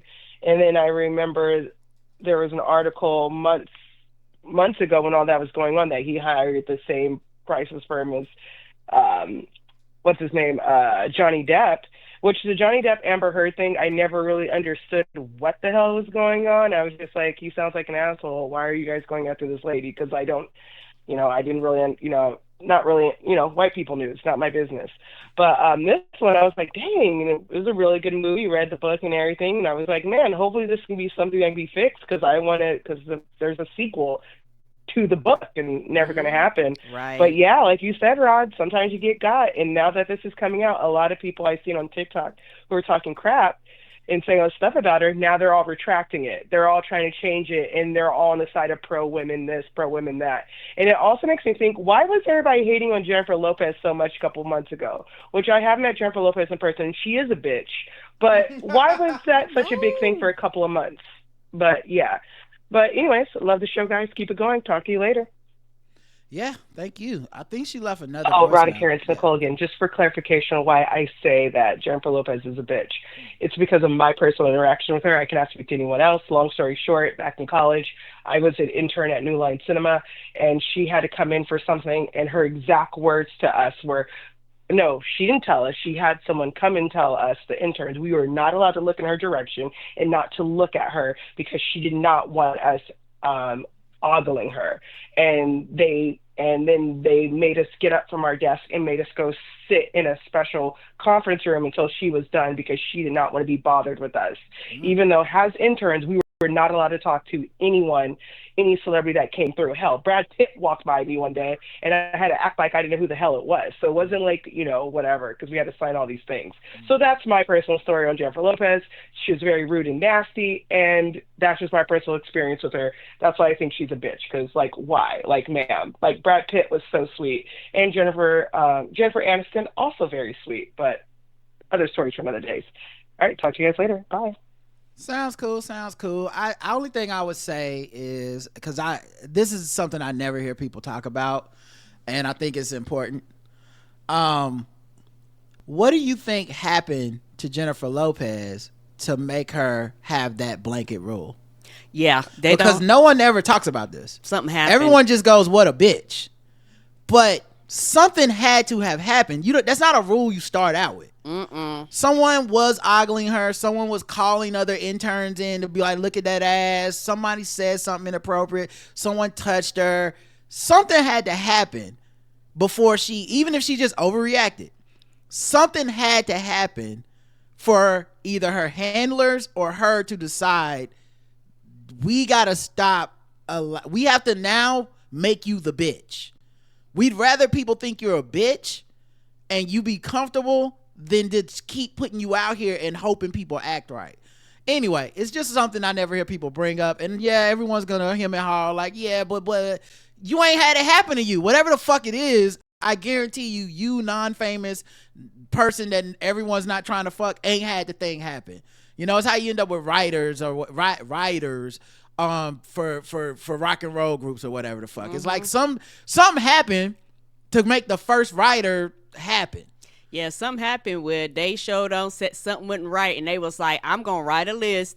And some of them, depend on the person, they go, hey, they said they wanted purple M&Ms. And for some of them, they were like, look, if you don't follow the instruction of purple M&Ms, I know you're not going to follow the instruction of the fucking sound set. Yeah, so I get that it sounds weird and looks weird, but something happened, and maybe you're a victim of her overreacting to whatever her trauma was. Agreed. But I'm just saying, it's something I've never heard, and I think it should be brought up every single time someone says something like, they didn't want you to look at Ellen in the eyes. Who fucking did some weird shit to Ellen that made her be like, hey, what the fuck? And then my guess is the handlers are the ones who do the overreacting, because you don't really see the stars be the ones that be like, you know, J-Lo walked up to me and said, "Are you looking me in my fucking eyes, bitch?" and slapped me. Is you know, I'm guessing that something happened and she was shaking, and then it was like, "Tell everybody, don't even fucking look at her."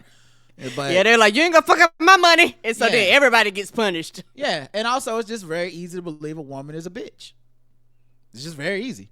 Somebody else got a Jennifer Aniston story somewhere that's like, Jennifer Aniston isn't nice, she's a bitch, because I was told by a third party that she said this, and so you think she's nice because that didn't happen with you? Well, she's a bitch to me.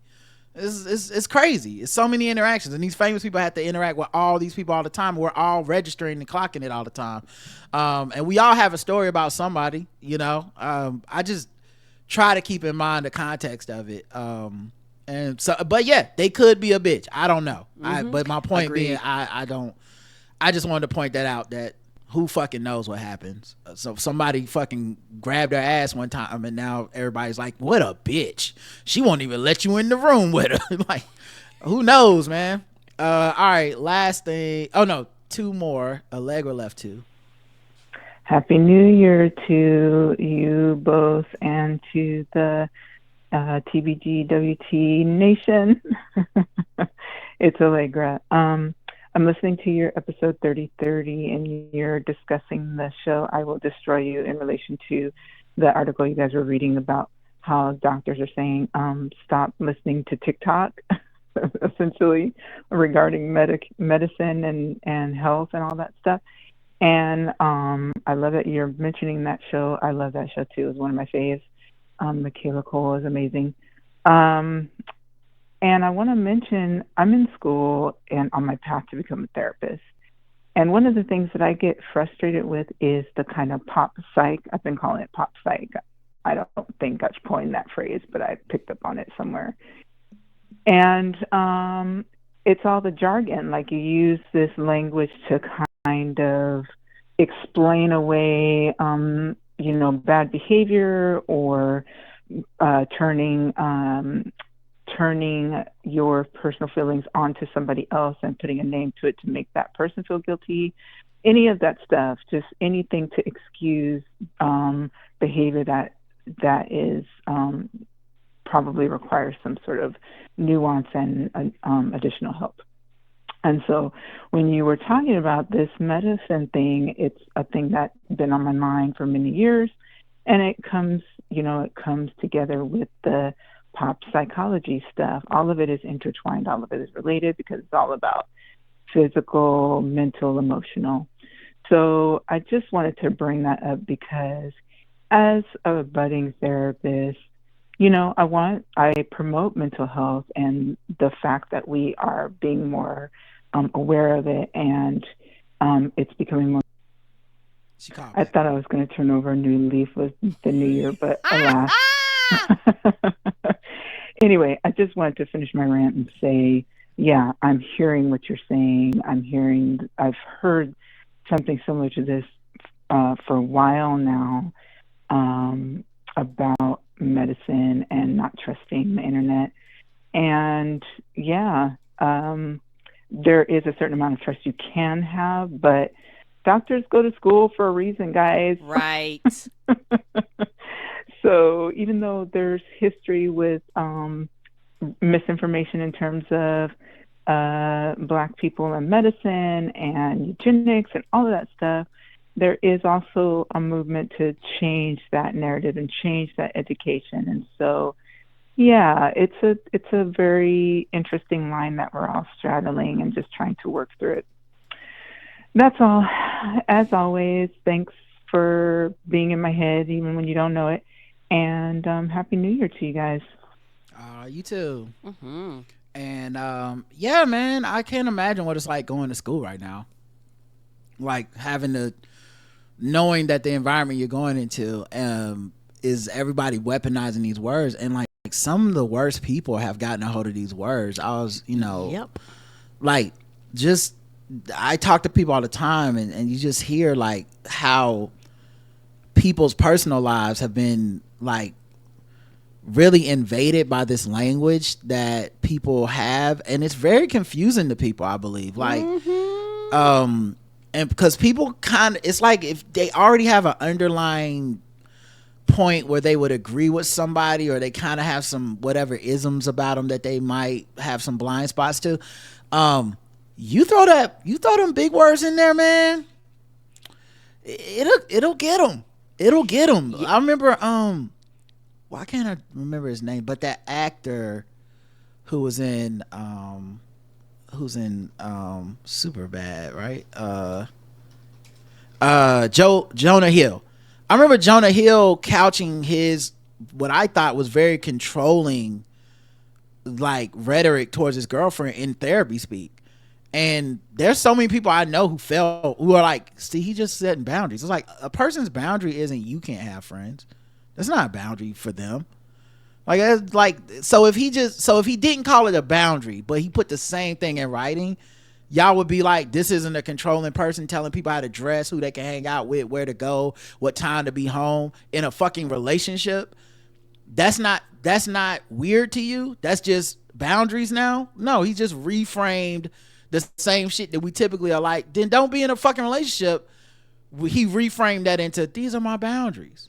You know, I don't like you looking at other men. That's my boundary. It's like, it was weird, but it works. And it's very, very frustrating because you need therapy and therapists. And some people have been to therapy and they get the words.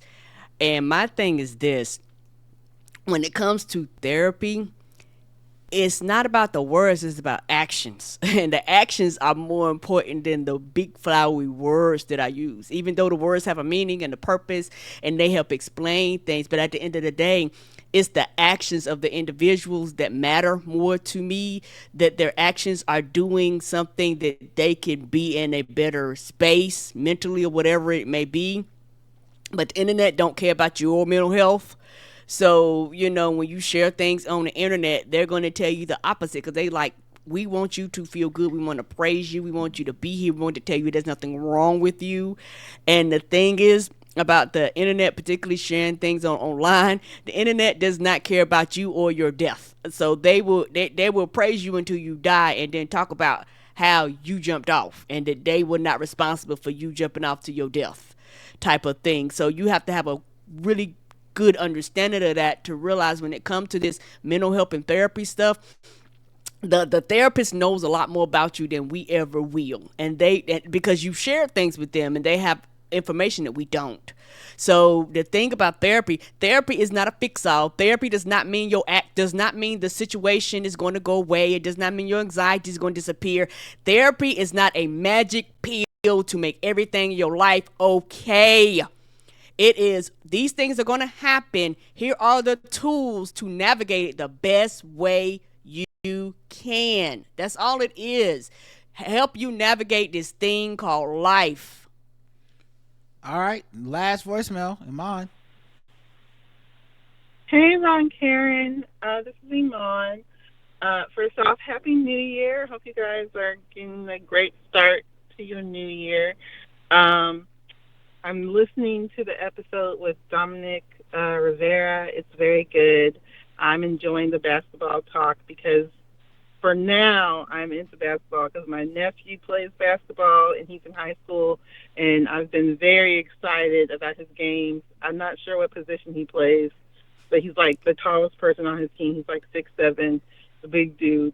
But he's always like slam dunking it. I don't know what position would probably do that. Most likely but I probably need to ask my sister what position he plays.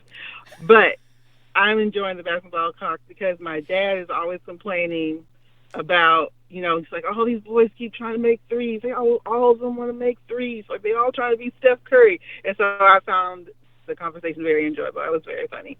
Also, I relate to him about being an older parent with a very young child. We have a 13-year-old and we have a 1-year-old now.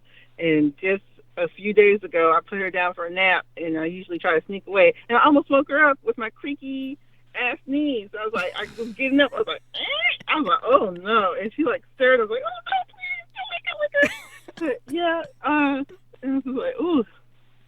I was like, I'm scared. But yes, but that was it. I love you guys. Y'all had a great 2024. Y'all really got us through it.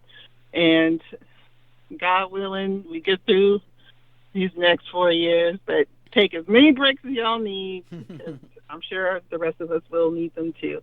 All right, bye-bye. Love y'all. She left one more voicemail. Aww. And yeah, I think you're right, Karen. Probably a sinner. Mm-hmm. Hey, Rod. Hey, Karen. It's Iman. Just a real quick. I was telling my sister and cousins, since we all had got together, this and about how much I was learning from that episode with Dominique was there. Oh no, sweetie. Oh no. Uh-oh. I'm holding the baby. I'm trying to get out my hands. Okay. That messed me up. Oh, but yes, I was telling them, I was like, oh, I thought my dad had just came up with a cute little nickname for my nephew, because they're like, oh, he was always cheering, like, okay, big man, all right, you do it, big man, get down the court, big man. And I was like, oh, okay, that's so cute, big man. It's like, yeah, I love big man. Like, I love big man. I didn't know it was an actual position, and they're just laughing at me. They're like, yeah, I keep listening to that podcast. Like, yeah. But I also listen to, I don't know, y'all don't, no, you guys do. I probably was not paying attention on Ball Feet. Okay. But that was it. All right. Y'all have a great weekend. Love you. I know. I got you. Bye-bye. That's hilarious. She said they just kept calling him big man, so I thought the position was big man. Hilarious. He probably a center, baby. That's probably why they kept calling him big man. Yeah, and on Balls Deep Sports, we don't really talk a lot about the X's and O's of sports. Right. So if your nephew has ever starts dating the IG model, hit us back. We might we might cover him. Might have some things to say. All right, last thing is last thing, we got physical mail too, but let's get into the voicemails as well. Emails as well. Let's get into the emails. Don't bring me down.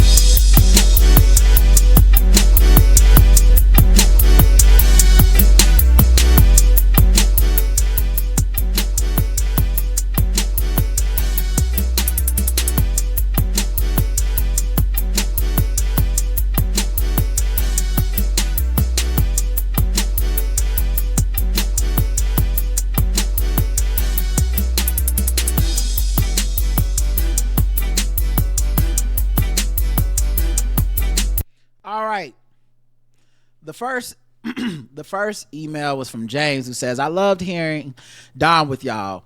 Our gun leg champion is back. I love the Blackout Tips I hope the Blackout Tips is a safe space. Black folk can't have nothing. Fat Joe is wrong. Hip hop wasn't 50-50. FBAs have an argument. They just need more facts. First of all, you already done messed up. Fat Joe did, at least from what I was reading and what we said on the show, I don't think anyone said that it was 50-50.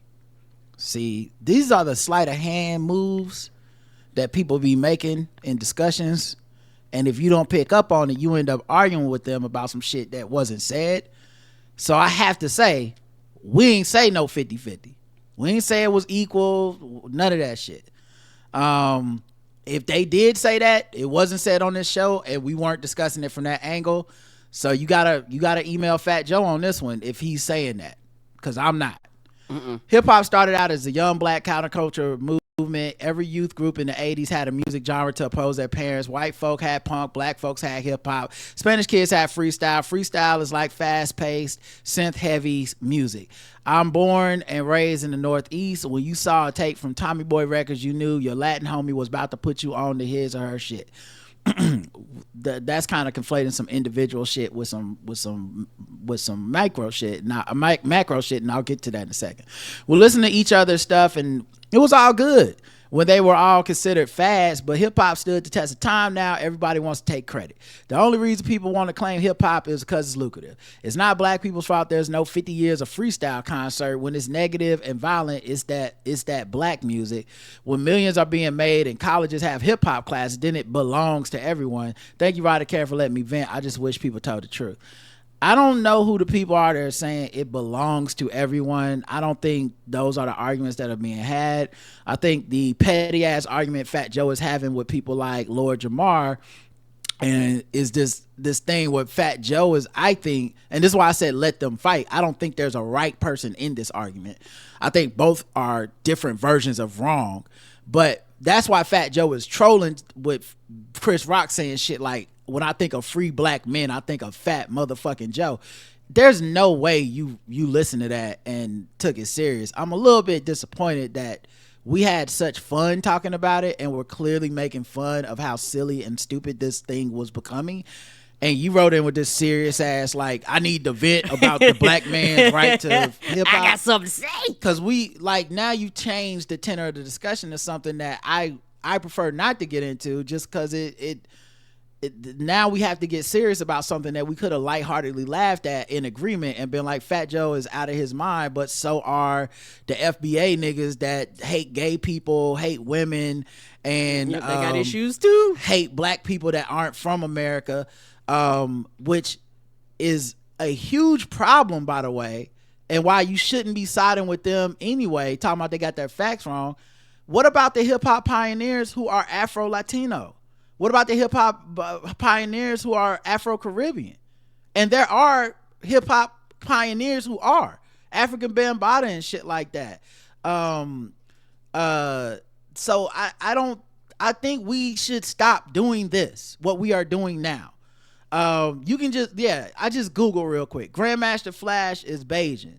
DJ Kool Herc, Jamaican immigrant. African Bambaataa, Jamaican and Bayesian descent. DJ Disco Wiz, Puerto Rican and Cuban descent. Like, I just don't get why we're doing this.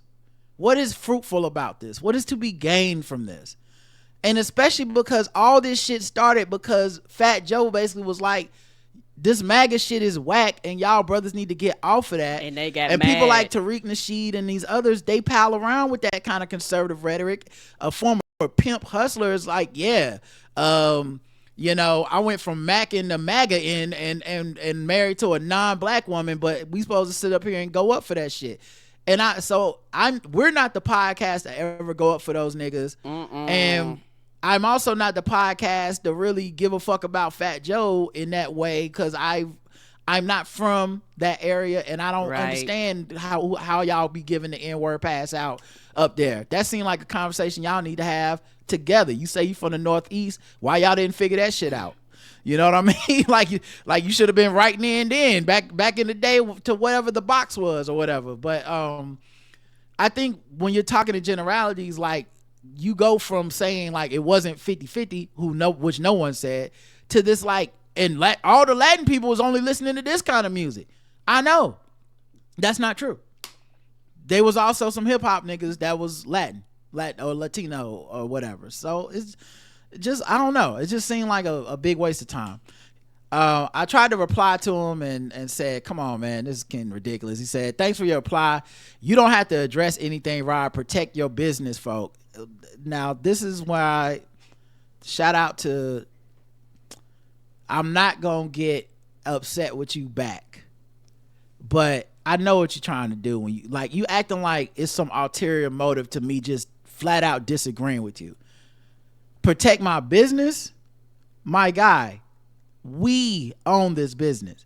It's our business. It's nothing to protect it from. No one's going to shut us down for being like, there were some Latino people that were in hip hop, and no one's going to shut us down if we 100% agree with you and said what you said. There will also be zero people shutting us down if we was like, hip hop is blacks only. Get the fuck out of here. If you ain't from America, I don't want to hear it. Nothing, like, there's nothing we're afraid of. We're telling the truth as we see it as well, just like you think you're telling us the truth. White folks don't want anyone non-white around. Groups using anti-blackness as a tool to assimilate and garner favor. You know this, my bad. Other minorities, skin folk, and beyond reality didn't fool with us. Black folk up north, if you need numbers, just say 30% see a fellow human, 70% think we're lazy mutts who don't deserve a social security number. They just had to live next to us. This is a scene. There's a scene in Do the Right Thing about this piece. Yeah, you're just on a rant, bro. This sounds like a conversation not for us. That's what I said. Yes, it's like you've been arguing with other people and you brought that over here to us. Yeah, and he said my argument is not with you, Rod. It's what I said before is against Fat Joe. Well, you wrote us, right, Fat Joe? We didn't say these things. You wrote us. At least I don't think we did. And this is like a thing that happens all the time in podcasting and beyond. People have a argument that's going with a complete other entity. They bring it to us and they bring us in halfway through. You didn't set this up as like, hey guys, you guys didn't even really talk about this, but here's my feelings. You set this up like, I listened to y'all's conversation and let me tell you something. And I'm like, did we talk about any of this? So yeah, I don't really care that much, which is funny because this, I get that y'all care about shit, and that's what this platform is for. That's what the feedback is for. Mm-hmm. But y'all gotta understand, like, when we bring up something kind of joking, and we're like, isn't this like a funny way a perspective to look at it? You can choose to leave it there, or we can have to get into some shit like this where it's like, this isn't really that fun for anybody. But yeah, I would never erase black people from hip hop. It's the only genre of music I really grew up listening to anyway. Not that I don't listen to anything else, but it's the one that if I had to claim it, that's the one I would claim as my favorite and the one I know the most about. But yeah, this Fat Joe FBA thing is a Facebook meme. It's too unserious. It is a Facebook meme. Thoughts? Yeah, it's two very unserious actors, and you having picked a side is just some shit you need to deal with internally, because I'm not. I think both of these motherfuckers have extremely flawed views on race and a bunch of shit. And I would not champion. I wouldn't champion any of them, but I will watch them fight and laugh about it. Brandy writes in, hi Rod and Karen, let me start by saying I'm a huge fan. I love all your podcasts that you guys put out on the main show and behind the paywall episodes. I appreciate how hard you both work and that you give us incredible and thoughtful content even through the holidays. This email is a question for Karen. Oh snap. Okay, I got a question. I just started playing video games and all I've been playing and loving is Stardew Valley. I wanted to know if you have other Switch game recommendations for someone that loves these kind of games. Thank you and for your help and suggestions. Happy New Year to you both. Ooh, that's a good one. Ooh, it depends on what you like. I like. She said Stardew Valley. I had to think of things around that the genre. The bear with the breakfast thing. Yeah, bear with breakfast. No, that's not the name of it. You know the name. Yeah, and that's why I said, hold on, give me. You can go on. I need to pull it up real quick so I can give you the correct names. I'm sorry. I want to give you the right names too. Okay. All right. Because I wasn't prepared, baby. I'm sorry. Okay. I think it's called Bear and Breakfast. It's sad that I know this and Karen has to go look it up. She spends literally hours and hours playing these games on her Switch. But Bear and Breakfast is definitely one of these management games where you're a bear, and it's from 2022. You're a bear that goes to the woods and you create your own bed and breakfast and shit, and you gotta like manage these guests and people that come there. Yes, that shit is so much fun. Yeah, very Stardew Valley like. I don't know if Farm Together is on Switch. I don't know if that's on Switch either. Yeah, I don't think it is. Let me see. Farm Together, is that on Switch? I don't know. I just see people asking should they get it. Review Farm Together Switch. Yeah, if Farm Together is on Switch, you should get. Oh, I guess it is. Yeah, it's on Nintendo Switch. Okay, I didn't know if that one was on Switch. Farm Together, if you like Stardew Valley, is a good one. Yes, that one's fun too. What about My Time at Porsche? Why do I know these better than you? What is going on over there? You look. I'm pulling these off the top of my head, y'all. Right, Karen got to go look up her Nintendo Switch account. Yes, because some of these games across the board, and then some of these games are specifically for Nintendo. So I wanted to be sure I gave her specific Nintendo Switch I know. games. I'm giving her specifically Nintendo games off the top of my head, and I didn't play them. But I'm just saying. Okay, because some of these games I played on other platforms. I could run her down a list of games, but I wasn't sure if they would all be on the Switch. It's better than the dead air of you looking it up for 15 minutes. So I'm just trying to make a good podcast here. I tried to stall. I tried to banter. Fair Farm is a good one. Fair Farm? Yes. That's hilarious. Isn't it Fairy Farm? Is Fair Farm like F-A-I-R or Fae Farm? F-A-E Farm. Okay, I'll do the fact checking. Keep going. Thank you. Thank you. F-A-E Farm. There you guys go. Yes. Coral Island. I know that's I know that they made it across the platforms of multiple platforms. Now it may or may not be on Switch, but I know it's multiple platforms. Like these are some of my personal favorite games that I really love to play. Yeah, if you're talking about that genre, I have games that I play for other genres, but yeah, those are the ones for that particular genre. There you go. Brandy, I hope we helped. I hope we helped. I'm sorry I was terrible because I was not prepared. I know you wrote it just to Karen, but I hope that next time you'll say, Rod, thank you as well, because you saved that segment. Pinky says, hey, Rod and Karen, my husband and I listen and love your show. While listening, I heard that Karen has recently discovered adult audiobooks. I'm an advanced smut reader, so I don't know if you're ready for my book, Rex, but I do have a narrator recommendation. Jacob Morgan, in my opinion, is the best. I have a hard time listening to smut audio because the narrator voice can totally kill the vibe for me, but I will listen to that man read a grocery list. One of my favorite books he has narrated is Priest by Sierra Simone. Remember to always check your trigger warnings. Again, I'm an advanced smut reader, so my preferences can get a little dark and weird. We not judging. Once again, same thing I said about porn. I think far too much is done in people trying to speak out of their revulsion about certain topics in order to try to like signal to everybody they're a good person. I'm gonna be real with you guys. I wasn't assuming anyone was okay with violating anyone's bodies and autonomy and consent. I actually don't need you to let me know. Like if I was assuming that of you, then you might want to clear it up. But like it's not like if someone's like, listen, I'll be listening to these smut books, and sometimes the scenes get a little rapey. I know it's a book. None of this happened. I'm okay. Okay. Yeah. Everybody's fine. I don't think you're Jeffrey Dahmer. No. It's just fiction. And I do understand that on the internet you have to be very careful because people are very often taking things in the meanest way and out of context. But you don't have to worry about that writing into the blackout tips. You can like whatever kind of smut, and I know it gets dark and weird. I remember a long time ago when I was a kid, I was reading one of my mom had some books, and one of them was like a smut book, and I forget the name of it. I really, but I was just like 13, 14 or whatever. And one of the initial scenes was like the serial killer came in and sexually assaulted this woman. Oh. Yeah, it was shocking. But it was not written in the way like you would think like an actual sexual assault crime would happen. It was like erotic, you know what I'm saying? Like It was like the description wasn't like, you know, how you would describe some shit if you saw it on Law and Order SVU. It was like right. It was like they, and I was, you know, I was 14. I hadn't had sex yet. I was just like, okay, this is confusing.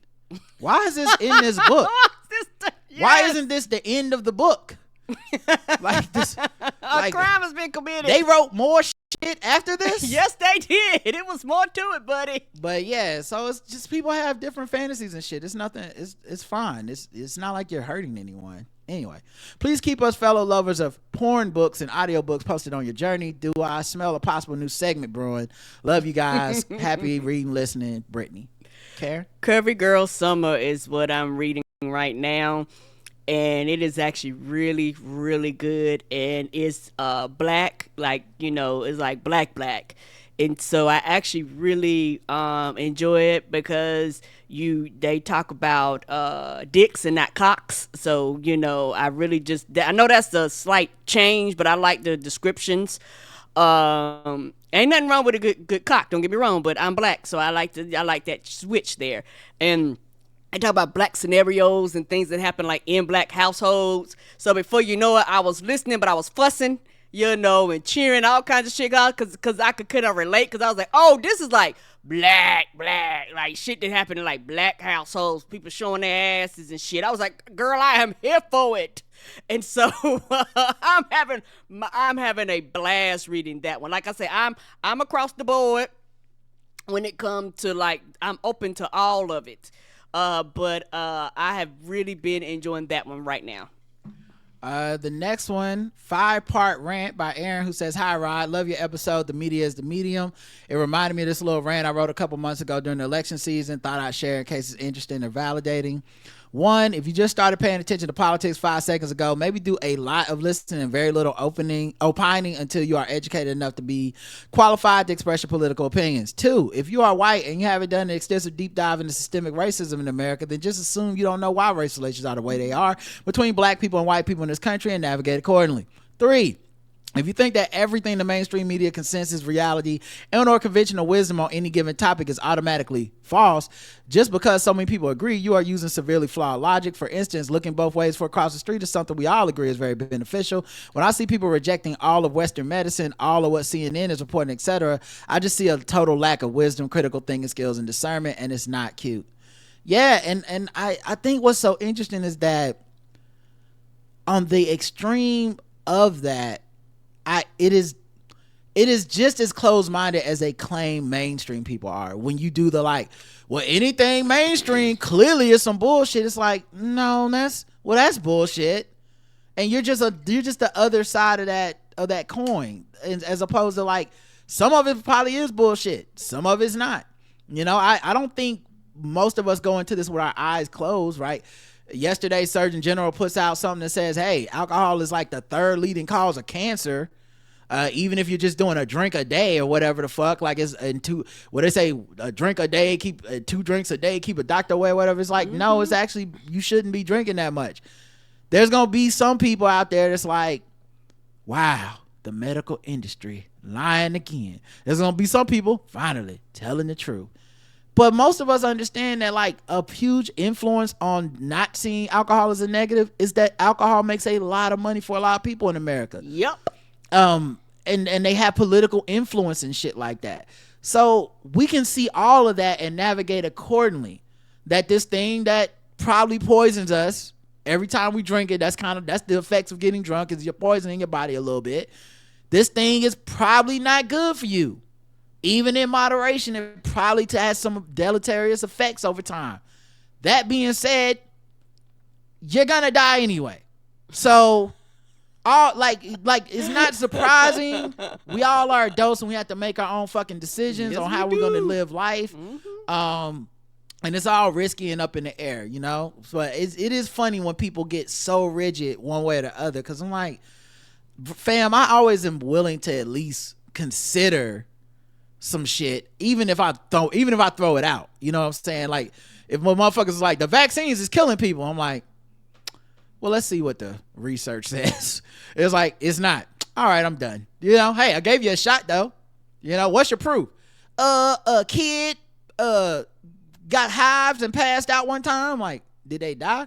Well, no. Okay. Well, one time it was a nurse and she died. I'm like, you mean the nurse they debunked and she came out and said y'all lied on her and doxed her? Okay, all right, 2 for 2, Rod. I see. Anyway, for one thing, I realized that people are generally not that well organized. If the entire world were to stage a global pandemic, do you know how many doctors, scientists, healthcare executives, other healthcare providers, etc., would have to be in on it? Do you realize how ineffective and disorganized our government is? Do you really think they would be capable of pulling something like this off? Hell no. 5, if someone tells you that you sound like a conspiracy theorist, that is not a compliment. I've seen some of you trying to wear that term like a badge of honor, defining it as something ridiculous, like people who everyone eventually realized they were actually right. This is just more delusions, trust me. Yeah, Aaron, you on point as usual. And Aaron is a pretty open-minded person. We follow each other on social media. I know she's talked about like different health alternatives and stuff, because I think she deals with like I forget what it is. It's like either migraines or like chronic pain and stuff, kind of like our friend Bacon deals with that. And you have to get creative when you're dealing with something that the medical industry hasn't figured out yet, doesn't know how to solve, doesn't have a magical pill or whatever, or whatever, or the stuff they provide you has effects that you don't want to deal with. That it takes a lot. And so I don't think like Aaron's not some closed-minded person or some like, medicine has it all right. She's just a person that's like, listen, the conspiracy rabbit hole shit, it will fuck you up. and you have to be careful of just making that your her entire personality. Right. John writes in, hey Rod, Karen, happy new year, Rod and Karen. Really love the holiday card. Y'all outdid yourselves with the Hornets love and the fancy color printing. Karen, great minds think alike. I too just started reading romance novels for the exact same reason. I needed something to take my mind off the world and something less heavy than the historical fiction and nonfiction I usually read, so why not make it smutty? I had tried a couple of erotica stories here and there, but most of the ones written by men were so filled with toxic masculinity, misogyny, and male gaze bullshit that I figured it would constantly bug me. So I decided to check out novels written by women centered around female main characters. The writing isn't always super literary in quality, but it's fun and steamy cotton candy for the brain, which is just what I need. If you want to get a little extra spicy, you might want to check out Reverse Harem, Why Choose novels. These are books where the girl woman has multiple, usually male, love interests and are totally unapologetic about it and getting all kinds of freaky fun. Sometimes they be fucking demons, ghosts, aliens, werewolves, you name it. Through the fantasy stuff gets a bit too out there for me, but to each their own. I read physical books instead of audio, so I don't have to worry about the kind of embarrassing moment you have with sex suddenly becoming broadcast on the speaker. But I do have to be careful with bringing the books in public, since the covers usually have petite girls surrounded by a bunch of shirtless Hugh Jackman looking dudes on the cover. Invest in some book covers.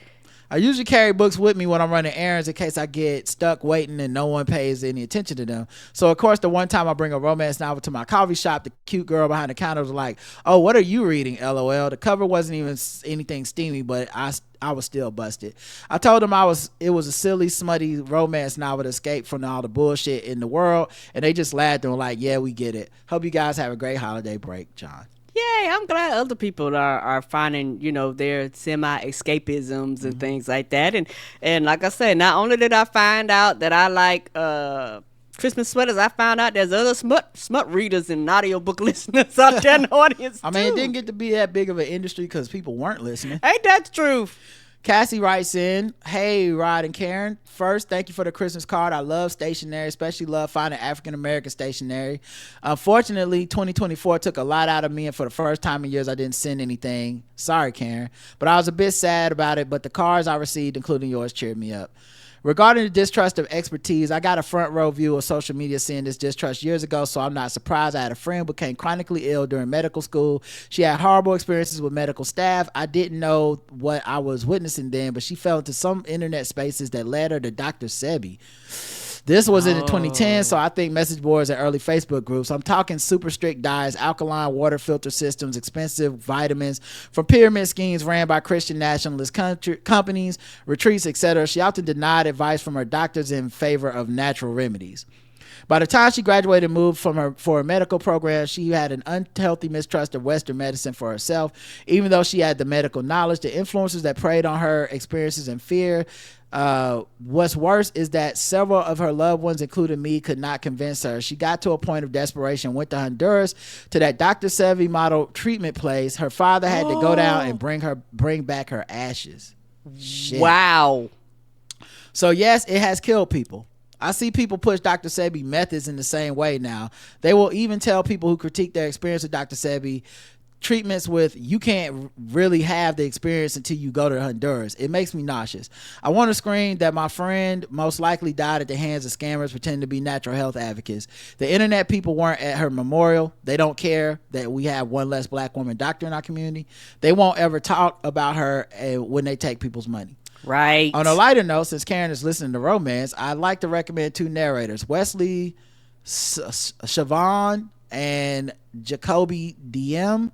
They narrate lots of black romance books and they do their characters justice. Enjoy your book journey. Sorry for the length, but I hope y'all enjoy your weekend. Cass always. Thank you, Cass, and I'm sorry about your friend. That's very sad, and you hate to hear it. So all right, moving on to something a little bit less depressing. Let's open up some mail. Let's do it. All right, we got some mail in the building. Okay, you know how to mail us the cards. The blackouttips.com/about is where you will find our mailing address if you want to mail us things. Our Amazon wish list is in the show notes of all our episodes. If you want to wish list us a gift or something, send it to us. We're here and we will take them and we appreciate them. Okay. All right, this card the front, it looks like a chicken, and it says Merry Christmas. Can you let me just look at it. It says Karen and Rod and Karen. Mustard! Somebody got to do it. Thanks for a year of your warmth, kindness, and friendship. Happy holidays. Shanna. Oh, thank you. This is from our girl. Yeah, it is from Shanna that be on the Nerd Off with us all the time. Thank you, Shanna. Let's see. This one is Tis the Season, and it's got a bunch of beautiful polar bears and animals and all this stuff. Oh, like look at that. And it's embossed too. And when you open it up, it says, "What makes the holidays so wonderful? Sending wishes like these special people like you. Merry Christmas from Adam." Thank you. We appreciate this. This is nice. Make sure I close that. Boom. And then the last one is from Jordan and April. It says, and it's got Mickey Mouse. Shout out to Disney on it. Mickey and Minnie on there. As y'all can see. Old school. It says, "You're merry, bright, and full of cheer. You top my nice list every year.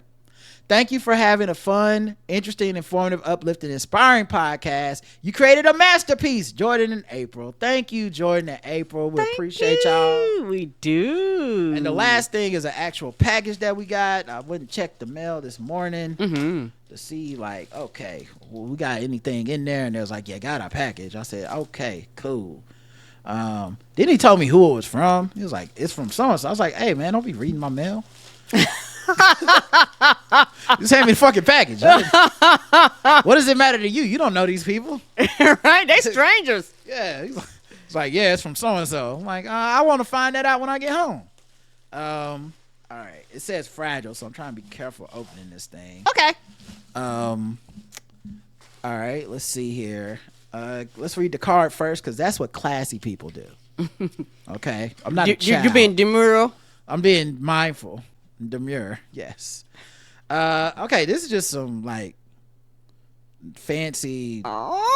Fancy hello. It says hello. If you look at it, it's abstract, and inside is from Niche, who says, dear Karen and Rod, I wanted to get you something I picked up for you on my safari trip. The cloth is from Zimbabwe, the bracelet is from Botswana, and the red soil from Namib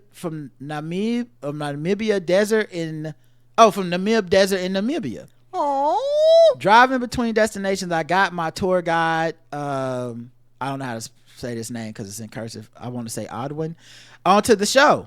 Okay. Alwyn, if this is spelled right. Maybe it's Ludwin. Anyway, thank you for listening. Y'all had us in tears over that Kendrick Drake mess. That's dope. Anyhow, sorry I hadn't sent these sooner. Happy holidays to you and the family. Niche. First of all, you don't need to ever be sorry. We appreciate you. And sorry, I just want to make sure that I said it's from the right person or whatever. Oh, Nicole. I said Niche. Thank you, Nicole. Nicole S. So let me open this up and see what we got in here. This feels like a bottle or something inside of this wrapping paper. Oh, it is. It's a bottle of this soil. Oh, we don't put that on display. Dirt. Just what I needed. You know what? I love some dirt. Okay. This the dirt of our people.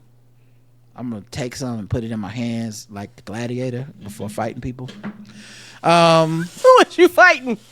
Whoever want to talk some shit for the ancestors. People that right up here talking about FBA versus Fat Joe. I'm gonna put some dirt on my hand. I'm gonna let y'all know what's up. Then these are the bracelets, or I guess two. It look like, is it two bracelets? Oh, it's one bracelet. Mm-hmm. Oh, but it's a big bracelet, and it must wrap around several times. Mm-hmm. Okay, so even I could put it on my arm. Okay, cool. Because normally bracelet, you gotta be a little arm motherfucker to rock a bracelet. And you probably make it where it goes like around it. You gotta wrap it. Yeah. I put this on at some point, but because I got my watch on, but I see how it could work. Sis. Okay, these hoes ain't gonna know what hit them when I pull up on this. Okay. When they see me up in the motherfucking Trader Joe's, they gonna be like, that brother, they ain't gonna know what to do with you. You must have got that from Africa. Okay. And then here's the cloth. Oh yeah. It's very beautiful, and it's soft feeling too. Here you go. Thank you. Oh, this is beautiful, baby. So thank you. Thank you, everybody. We appreciate you. That's it for today's episode. We'll be back throughout the week. And yeah, until next time, I love you. I love you too. Mwah.